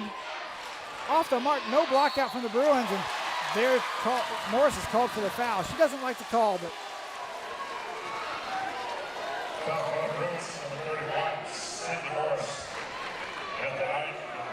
it's just the first foul from Morris. At least that's what they're showing on the board here. So Wicker with 1 foul, Morris with 1 foul.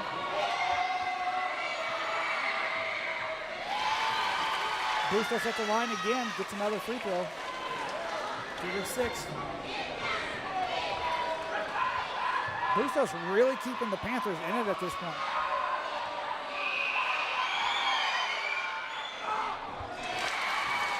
Bustos only averaging 7 points a game.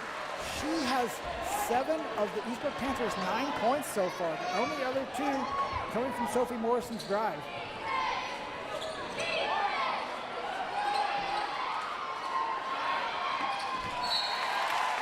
The Bruins with another turnover. The Bruin coaching staff will just calm on behalf of the Bruins. Maybe getting a little nervous. Up 7 now. Eastbrook definitely starting to find their stride. Well, I don't know about that actually. Bustos is doing all the work inside. This is Morrison looking for a shot. Now Howe. Howe looking for Bustos inside. Morris tries to reach around. McKim will put up a rebound shot. It's no good. Bustos with the rebound again. She's just dominating this game, Keith. Yeah. She has a big presence in there under the rim. She's controlling a lot of the things that come off the glass. First, team's third.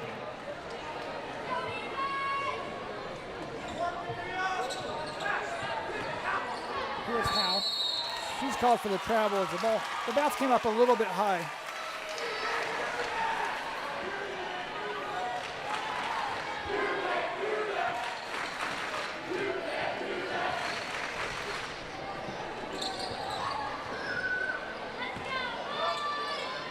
Blackford finds Wicker in the corner. She gets that one up quickly this time and knocks it home.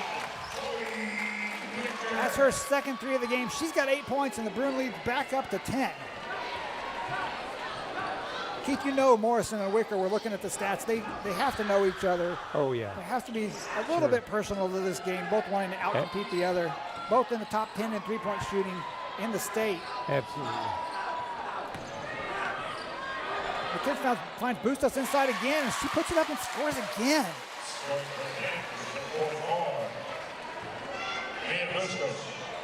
I'm sure when the Bruins were scouting and deciding who to stop, the top 2 players for Eastbrook, Morrison and Howe, they have stopped. As neither one of them has scored, but Bustos has stepped up to the opportunity. Here's Van Skyak for 3. Off the mark, Morris is fighting each other for it. She's on the line as she goes out of bounds. That's a Gephardt.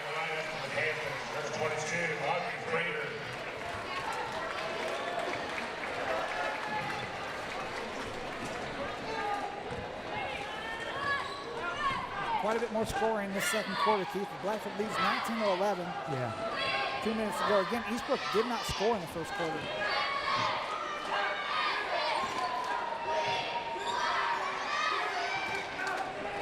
Morrison still looking for her first deep one.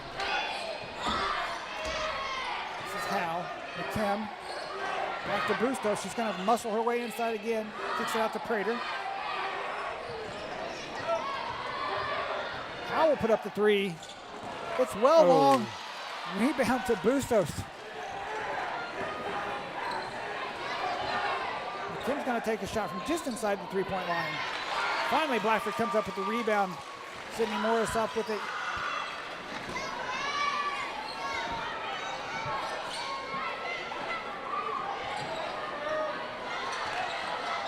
Savannah Morris Good just save. about lost it. Here's Wicker wide open on the right side. In and out. The crowd was ready to roar on that one. Van Skyok wide open from the top of the key. It's good! Blackford with the Eastbrook Panthers scored doubled. 11-point lead, 22-11. Just under a minute to go. Morrison's going to drive. No luck. Bustos with another rebound. I don't think Jacob's keeping rebound stats. Here's Morrison for deep. That one's well short. Van Skyok pushes it up to Gephardt a little bit past Sydney Morris. Sydney looking, honestly, a little bit winded to me, Keith. Yeah, it's been pretty intense. So 22 seconds Checking left. in the Blackford lineup, number 40, Brooklyn McLean. Brooklyn McLean's going to come in. She's going to replace Van Skyok as the Bruins inbound the ball under their own basket. Gain a little bit of height on the substitution. Gephardt to inbound. She's looking for help. Finds Savannah Morris at the top of the key. She's guarded by Bustos. Kind of surprised she didn't take advantage of that matchup, but trying to run a little more clock. Gephardt pressured by McKim. So Savannah Morris now on Bustos.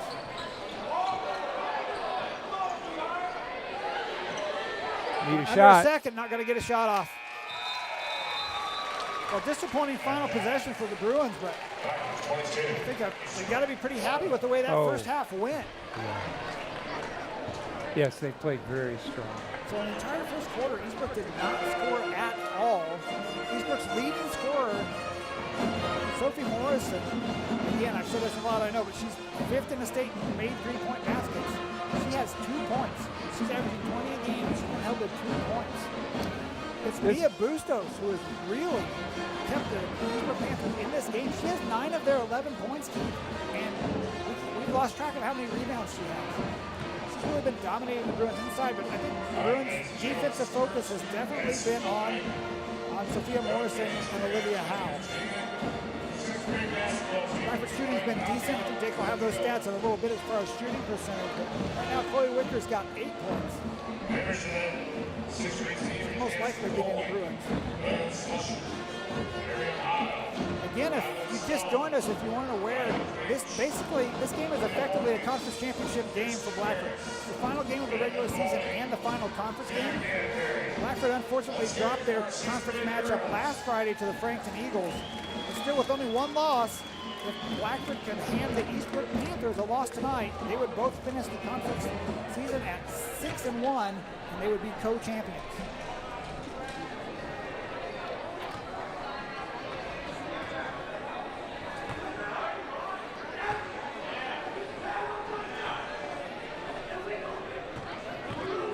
Eastbrook at 20-1 this year. Their only loss came against number 3 Norwood. It was a big loss, 68-38. Norwood shot lights out that night in that contest, and they're a very, very good team.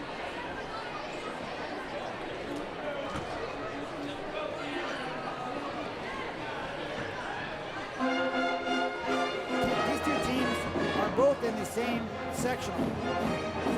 And with the way the draw worked out, they're on opposite sides of the sectional, and they are definitely the 2 favorite teams in the sectional. So there's a good chance that this is a preview of a potential sectional final next Saturday night. In the first round, Blackford drew Tipton. Blackford will be playing Tipton Wednesday night. Tipton has not had a great year. On paper, that would seem to be an easy win for Blackford. All teams are at full strength tonight. There are no known injuries or players. Not that I'm aware of. Certainly the top players are available for both teams.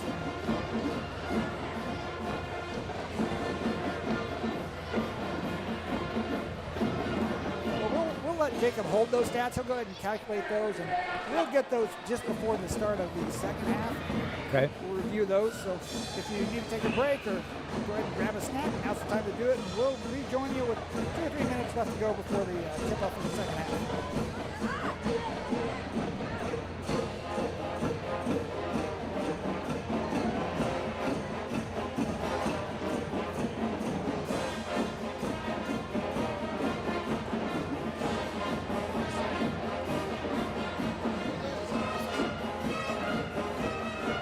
We're up in there. up in there.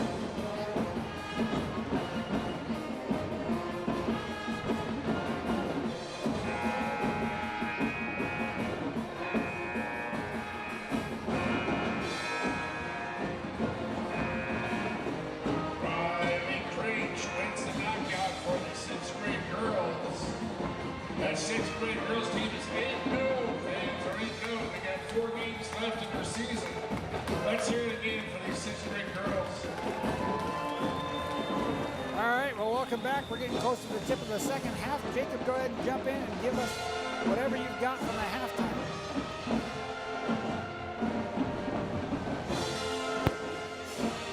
Halftime scoring for Blackford. Braylee Van Skyok had 9 on 3 3-pointers. Chloe Wicker had 8. Sydney Morris had 4 points and 7 rebounds. And Savannah Morris had 1 point. For Eastbrook, only 2 players have scored. Sophia Morrison has 2. She's only 1 of 7 from the field. And Mia Bustos had the other 9. She also has 5 rebounds. Bustos, coming off the bench, didn't play a whole lot in the first quarter, but certainly dominated the game in the second quarter. Blackford has led the entire game. They led the first quarter 11-0, and then that lead just kind of stayed around 10 points throughout the second quarter. Eastbrook's really allowing Blackford to take three-point shots, and Blackford's very comfortable doing that. 15 of their 22 points tonight have come on three-pointers. They're 5 of 13 from the three-point line are the Bruins. 8 of 18 from the field as a whole. That's 44% for Blackford. Eastbrook missed their first 10 shots of the game. It's gotten a little bit better since then, but not much. They're 4 of 23 from the field in that first half, 17%. And Blackford defense just has to be really proud of what they're doing against Eastbrook tonight, holding them to 11 points in that first half. I'm sure they'll score more than that in the second half. But for one of the most prolific offenses in the state in girls basketball, to hold them to 11 points and a half, really incredible job by the Blackford defense. Wicker and Scott. Sydney Two Morris leading and Savannah scorers, Morris. Sophia Morris and Olivia Howe, both yet to score in this game. Well, no, Morrison does have 2. Morrison has 2. She averages 20. Howe has 0. She averages just under 15 points.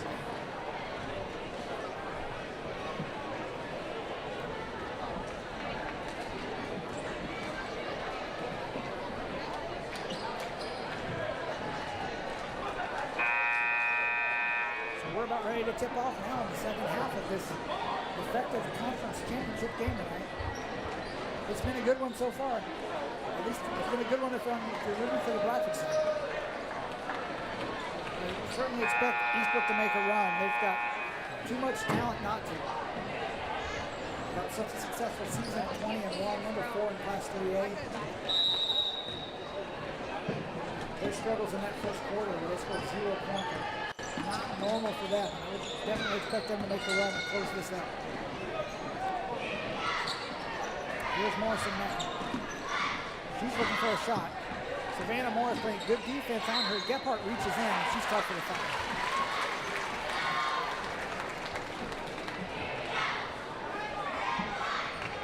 Bruins number 0-0. Gephardt. Is she shooting?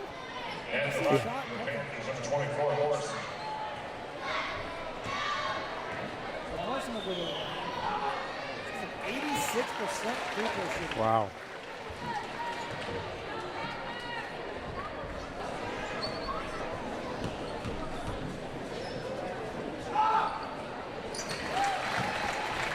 She gets them both, and 15 seconds into the second half, Eastbrook has the first 2 points.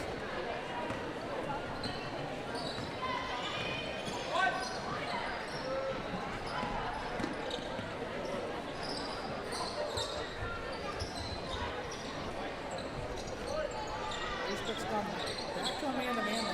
The 1-1 pressure, applied a lot of pressure to Blackford in the first half, and forced some turnovers. Eastbrook back to man-to-man here in the halftime. After halftime.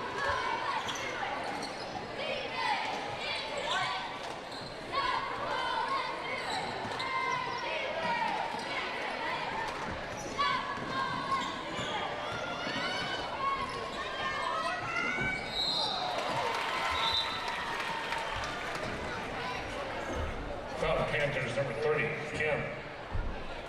Second team's first this quarter.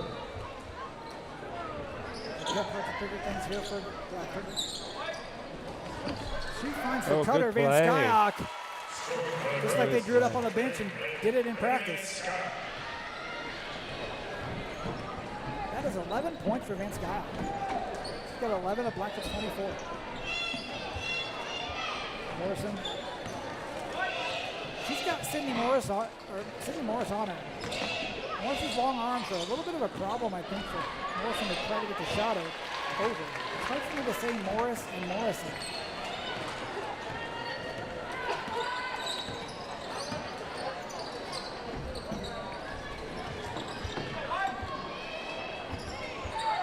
There's Savannah Morris, guarded by Prater. Van Scott. Savannah in the corner. Should drive on Prater. Nowhere to go, but luckily Gephardt's in the area.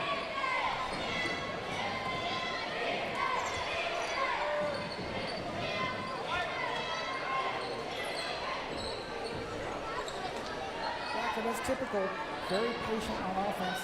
Try to find Gephardt covering and poked away out of bounds. That'll stay with Blackford. Checking back in for the Panthers, number 44, Mia Bustos. Mia Bustos comes back into the game for the Panthers. She really triggered some offense in the second quarter. The Panthers were really struggling. We'll see if she can have a similar contribution here in the second half.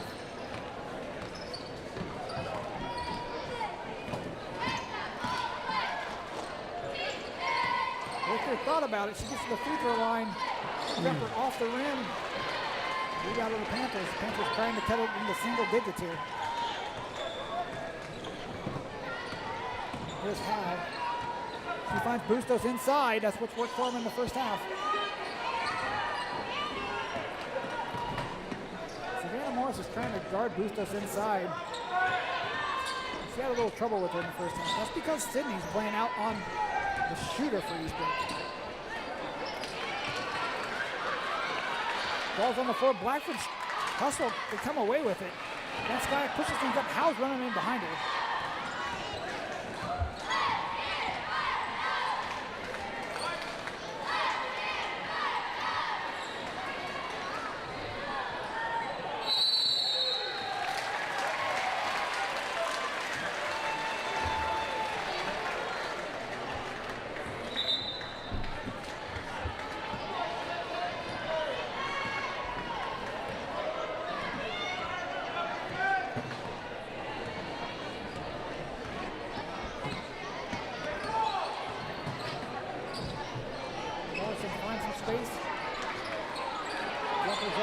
Ball on the floor. Bustos off with it again. Oh, she did not end up at the ball. She had it. It was ripped away by the Bruins.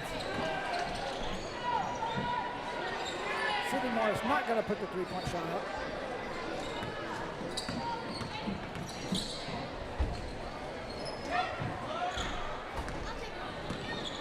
Sydney drives to the right side, kicks it out to Wicker. No shot available there.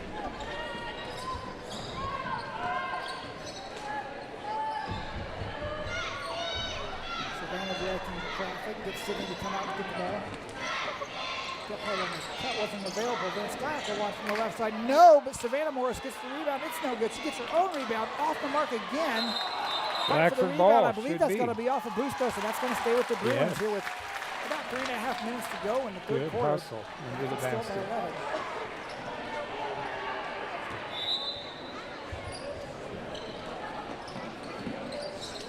Open look for Sydney Morris, and she knocks down the three.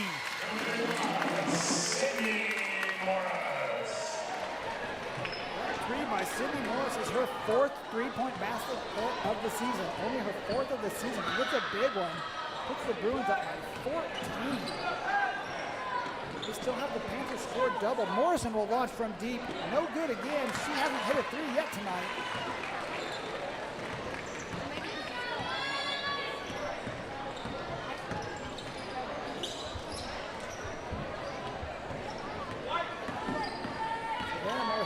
Kicks out. And Scott drives with the left hand, puts up the left-handed runner off the glass, and it's good. 29-13, the Bruins lead.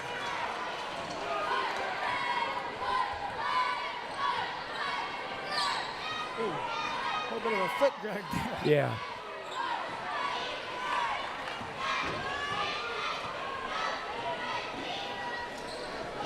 I think the coaching decision to put Sydney Morris out on Sophie Morrison for defense. That time, the Panthers used to screen to get Morrison away from Sydney.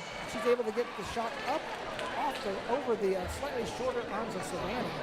With that good look, she does hit her first three-pointer of the night. Timeout, Eastbrook. Brings the Full timeout. Bruin lead down to 13.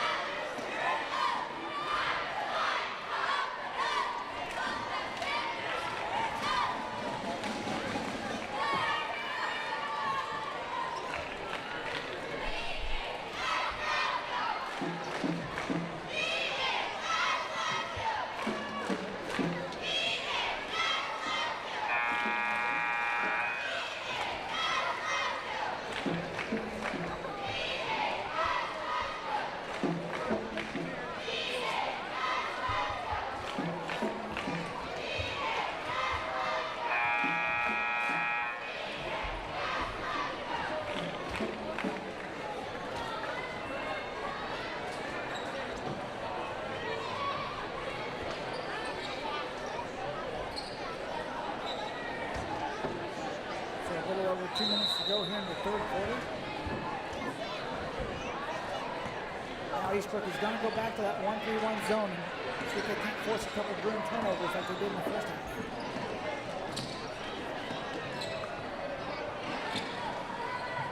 Wicker sets up over in the right corner against that zone. That's the shot they're looking for, and this one's a little short.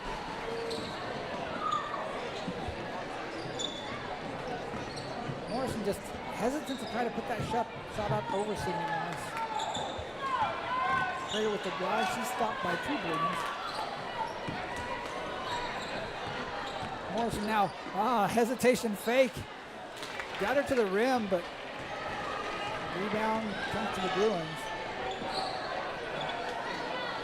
Oh, Gephardt threw it right back to Sydney Morris, who was covered closely by Prater. There's no foul, or no turnover, but Prater instead gets the foul. I think got a little lucky there, but that was a foul, not a turnover.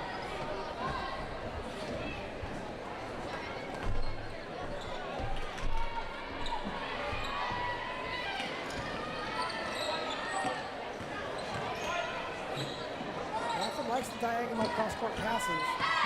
They generally seem to work, but they can be a little dangerous. Here's one to Wicker.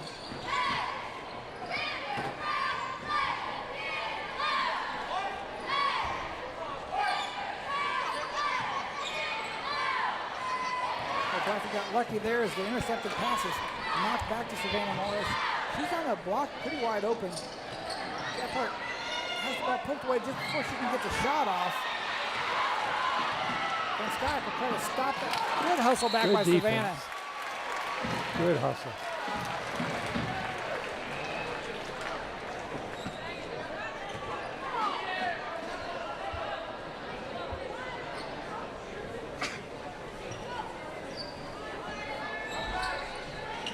Here in the last minute of the third quarter, Blackwood's still holding a similar lead. It's 13. But in that ballpark, most of the second and third quarter, Bustos gets the ball inside. She can't get the shot in, but she draws the foul. Foul Bruins number 25, Savannah Morris, the first. That's the first foul on Savannah Morris. At the line for the Panthers. Bustos will go to the line. She's been, in addition to Morrison, Bustos has been the main point getter for the Panthers tonight.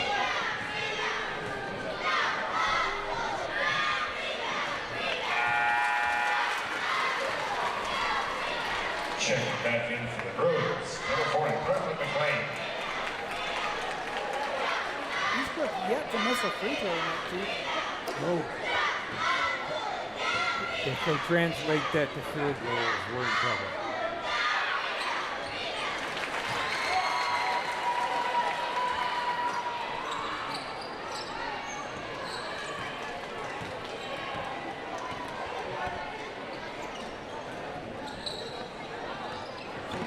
Zone, Savannah tends to bring it up, and Chloe Wicker's sitting over in the right corner. They find McLean inside, and off the mark, the Bruins get the rebound. Even when things go wrong for Blackford, they end up right. Coming up on the final 10 seconds of the third quarter. Now sets things up. We're going to go to Morrison for Eastbrook. Looking for a shot. She loses it off her foot. Good hustle by Wicker. She's on the floor, and it's going to be tied up. That's going to be Blackford's ball with 4.6 seconds to go. Okay, Lady Bruins, watch the clock. At the end of the second half, Blackford, although they had the ball with like 20 seconds to go, failed to get a shot off. Plenty of time to get it in the front court. Here to get it to Wicker. She throws up the runner, and it's off the mark. But Blackford is able to extend the lead slightly, moving up 31 to 18, 13-point lead. Now with 8 minutes to go in the game of the effective conference championship. Blackford, if Blackford can win tonight, Blackford will tie with Eastbrook and be co-Central Indiana Conference championships. That would be the second championship in a row for Blackford.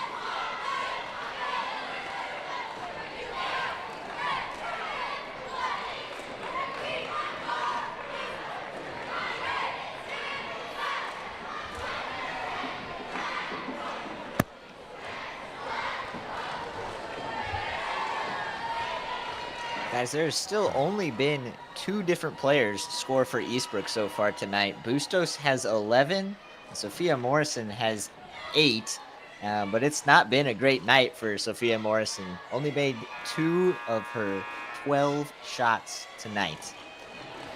For Blackford, Braylee Van Skyok is actually leading the way with 13, and that's only a couple points shy of her career best, which is 15 points. So something to watch for the rest of tonight. Braylee Van Skyok on the verge of a career high scoring total.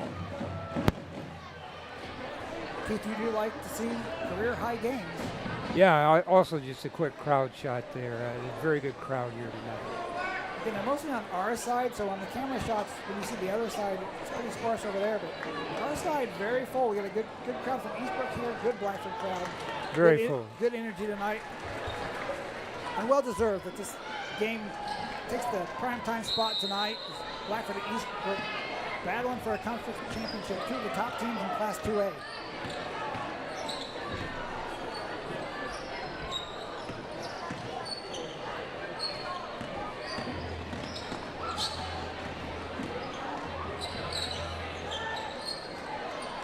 This time Morrison able to shoot over Wicker. There's really, you see Wicker throw her hands up in frustration. There's nothing she could do. Nothing. Morrison able to get that shot over her as opposed to when Sydney Morris is guarding Morrison. He can't get that same shot up. Good ball movement. Sydney Morris getting a little rest on the bench right now. Sophia Morrison took advantage of it quick. Wicker for 3. It's good. She matches Morrison. 7 minutes to go now in this conference championship game. Blackford leads by 13. That was Williamson and Wicker trading baskets. Morrison, sorry. There's Olivia Howe. She's yet to score tonight. Wicker with the rebound. This guy just about slips. She defended closely. Wicker picks up a dribble. 2 defenders there. A little bit of a dangerous situation. Eastbrook in his zone. Wicker's thought she was in a good spot to maybe catch that and put up the shot. Pick up with the skip pass. Oh. There's Wicker for 3 again. It's good! Blackford up now 16. Keith, I don't feel comfortable, do you? No, I don't. I don't think. Yeah. No. Morrison with the drive. It's off the mark. They get the ball to Bustos. Kick out to Prater for 3. It's good.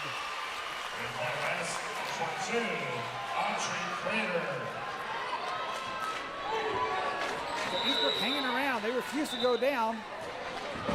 They're going to get a 30-second timeout there from Blackford.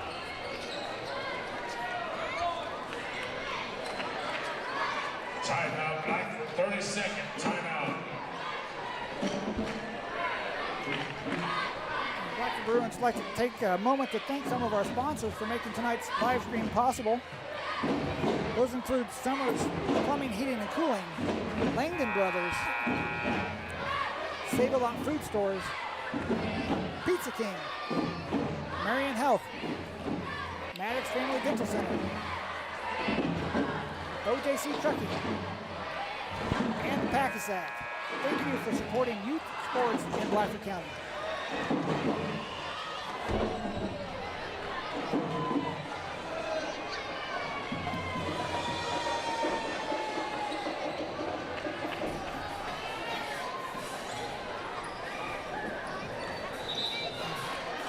Blackford up 13. Just under 6 minutes to go here in the ballgame. Sydney Morris spent a little time on the bench. She's back in the game now. She only has 1 foul, so she wasn't foul trouble. She's just getting a little bit of rest here for the final stretch. Did feel like Eastbrook was able to get a few easier points with Sydney on the bench.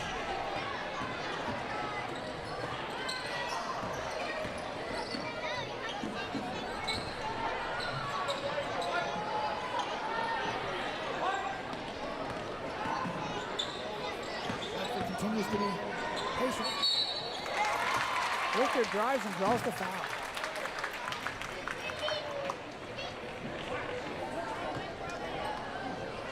So Wicker will go to the line.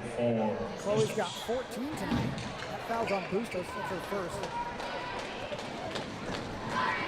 Wicker started the season off shooting very well from the free throw line. She's kind of tailed off a little bit. 66%. Savannah Morris is going to get a little bit of a rest to be set for the final run here.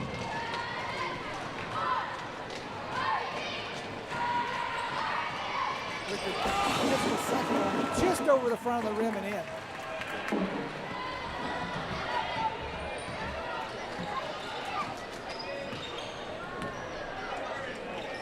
Morrison. Good denial. Good defense by Sydney.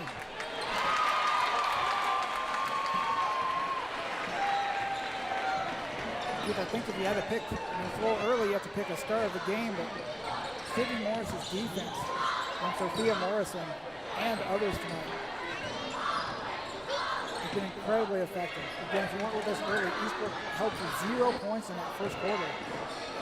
That's really been the difference as Blackford got out to a 9-0 lead.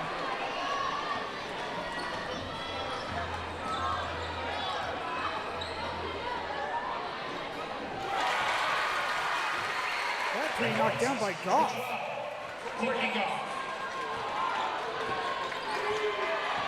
Goff is a 64% three-point shooter, but she only has 7 made threes this season.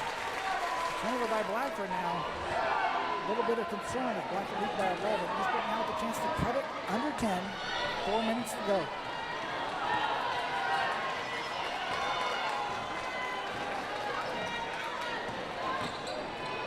Here's Prater for three. That's going to stay here. Keith, we said that we felt like Eastbrook would make a run. They're too good of a team not to make a run back at the Bruins. They're down by 11. If they're going to make a run, now is the time to do it. They have to get started. Good defense there again by the Bruins. Defense, yes.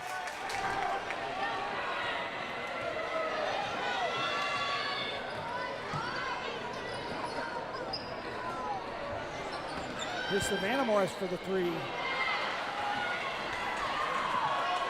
Eastbrook again with a chance to cut the lead back to under 10. Shot. She wants it. Nope. Sydney Morris on Morrison. Morrison drives, scoops. Off the mark, rebound to Sydney.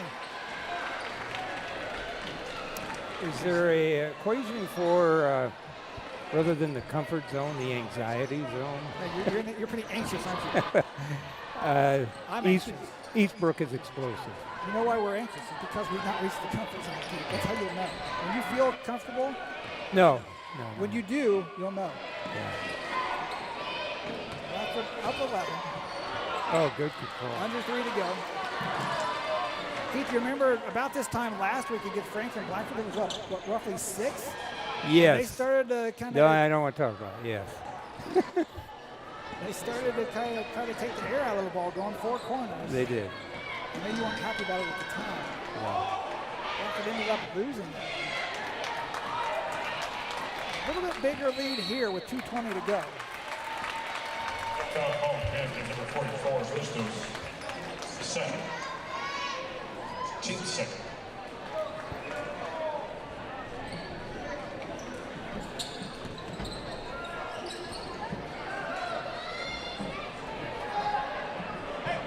Are you starting to feel a little comfortable?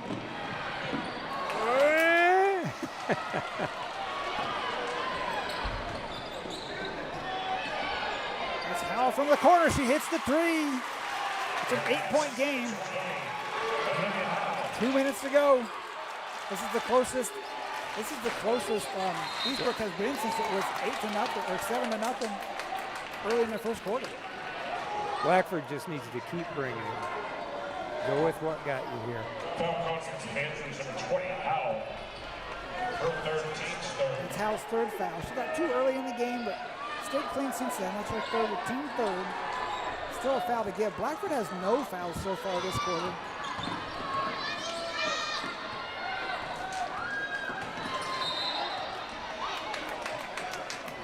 So Prater will foul. Minute 40 to go. The next foul after this one will send Blackford to the line. 22, Prater, second, team's fourth.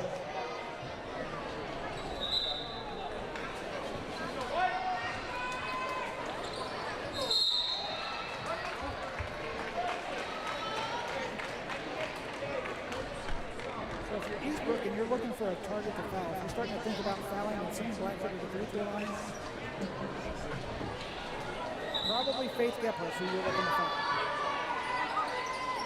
She's got the lowest shooting percentage from the stripe on the floor at the moment. They're going to foul Savannah.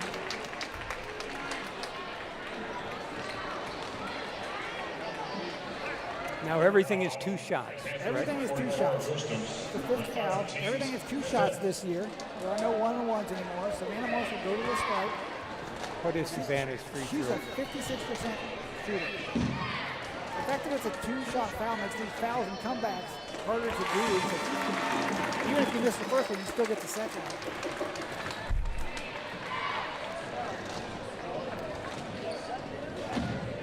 Savannah with a chance to move the Blackford lead back up to 10.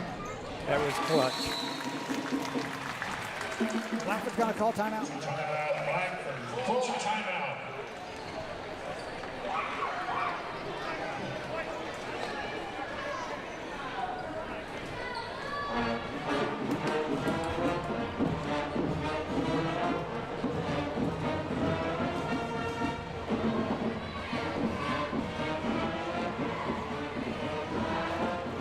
Again, if you're joining us late,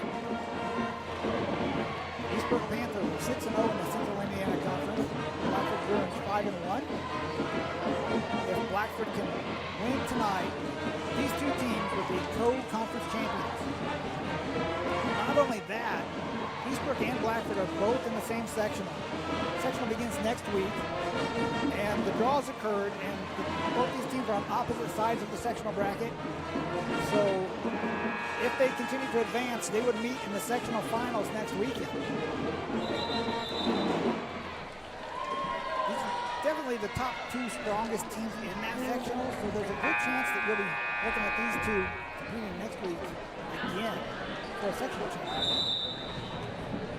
That would be at Elwood High School. What do you think Blackford talked about in that timeout? I'm guessing they want the ball in certain person's hands. Stay calm, take care of the ball. I don't think it went much further than that. Don't foul. Here's Morrison. Morrison has 10. Going to get a foul on Gephardt.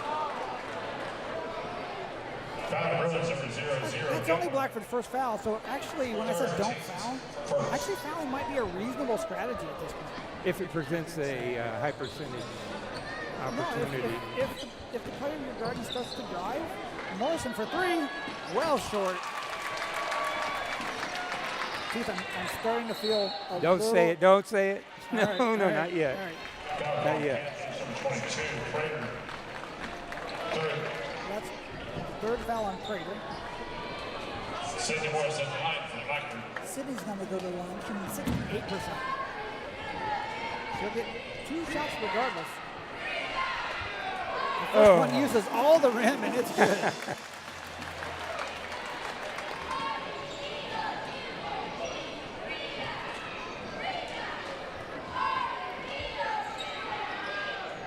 Okay. You were saying? I don't remember. So are you starting to feel maybe About a little bit A comfortable little bit, now? yes. You're starting to feel a little bit less stressed. That's good. Panthers get it into Bustos. Looked like a pretty good block by Sydney, but the foul's called. Number 31 to Sidney Morris. At the line from the Panthers, number 44, Bustos.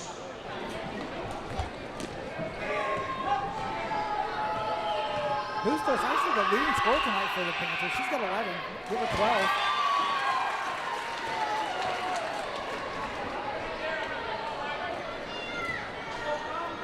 She has done a good job turning, facing the basket, getting the defense on her back. Second one rolls off.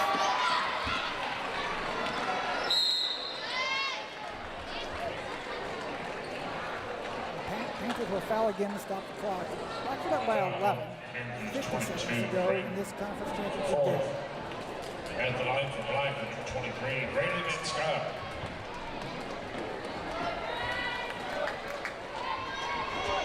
So then Scott will go to the line, 50% free throw shooting.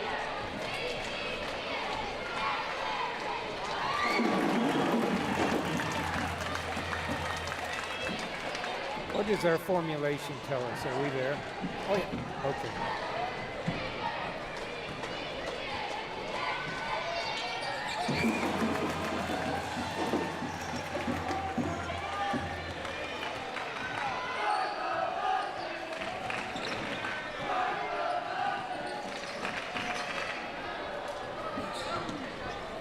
Morrison looking for a shot. Trying to get something up over Sydney Morris. Sydney just playing really Amazing, good defense yes. tonight. Yeah. Sydney Morris's defense has been star of the game. Holding Sophie Morrison, the leading scorer for the Panthers. She averages 19.1 a game, holding her to 10 points. The Blackford defense held the Eastbrook Panthers to 0 points in the first quarter. 0 points in the first quarter. Took that early lead and held on throughout the rest of the game. The Blackford Bruins and the Eastbrook Panthers are Central Indiana Conference champions, both finishing 6-1.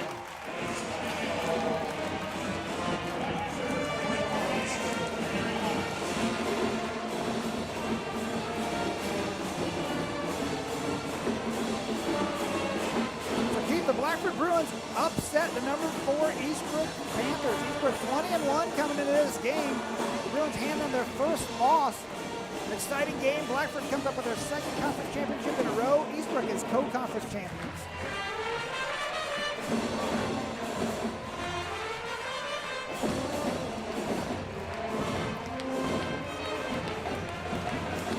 Lady Bruins will take a picture with Don Rogers here to document the occasion.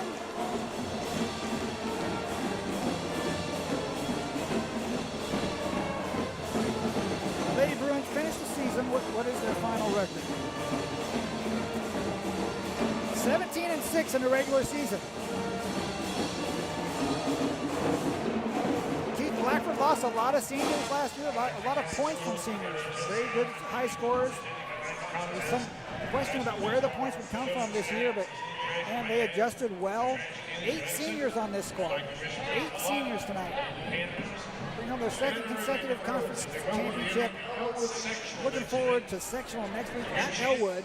Blackford will play Tipton in the first round. Blackford will be a heavy. Who will they face? They will play Tipton.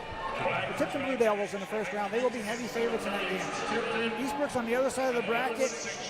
It looks like we're headed for a rematch of this one, potentially. That next would be weekend in the interesting. sectional finals. Keith, can you find the sectional banner over there? The girls basketball banner. Head down, bottom row. I think it's on the bottom row. Left. Left. There you go. Zoom on in there. Right there. Conference champions. We're going to have to add a 2024 right there. Oh my, yes, that's true. Have to add a 2024 and maybe, possibly, a 2024 sectional championship. The Bruins haven't won a sectional since 2009. Wow, so we saw history here tonight. Keith, you would know. You would know because you've seen a lot of history. I have seen it from the bench. Jacob, have you had a chance to add up totals yet? You have any final stats for us?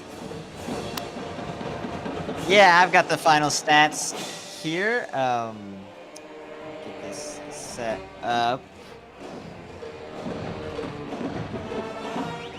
So, final stats. Scoring for Eastbrook, it was mostly 2 players. The 2 players we talked about all night. Mia Bustos had 12 points off the bench for Eastbrook. Sophia Morrison had 10, 3 of 16 from the field. An amazing job by the Blackford defense, holding one of the state's best shooters to 3 of 16 tonight. It was just incredible. Audrey Prater had 3 for Eastbrook. Olivia Howell had 3 for Eastbrook. And Courtney Goff had 3 for Eastbrook. On the Blackford side, Braylee Van Skyok had 15. That matches her career high. Chloe Wicker also had 15. Savannah Morris had 3. Sydney Morris had 10 points and 15 rebounds. Wow. And you know, we talked about it, that incredible defense against Sophia Morrison all night. Bruins led the entire game. They got out to that 11-0 lead in the first quarter. It stayed about that gap most of the way. Did get down to 8 at 38-30 with about 2 minutes left, but that's as close as it was in the second half, was 8 points. Eastbrook's shooting was pretty bad. 8 of 37 from the field, 22% for Eastbrook. For Blackford, it was 14 of 34 from the field. That's 42%. Thank you, Jacob. Well, thanks everyone for joining us tonight as the Blackford Lady Bruins win their second consecutive Central Indiana Conference Championship. Congratulations to the Eastbrook Panthers for also being co-champions tonight. Didn't the boys also win 6 in a row tonight or something? The boys did win their 7th in a row over the 7th in a Eastbrook row. Panthers earlier this evening. Okay. So we are working to get access to possibly be able to broadcast the girls sectional at Elwood next week. Keep an eye on the Blackford Facebook page, and I'll let you know if we're able to accomplish that or not. But if we are, we'll see you Wednesday night at Elwood as Blackford takes on Tipton. So, on behalf of Jared Hammond on the scoreboard, Jacob Clam with stats in North Carolina, Keith Cottle on the camera, and myself, we wish you a pleasant evening. Have a good weekend.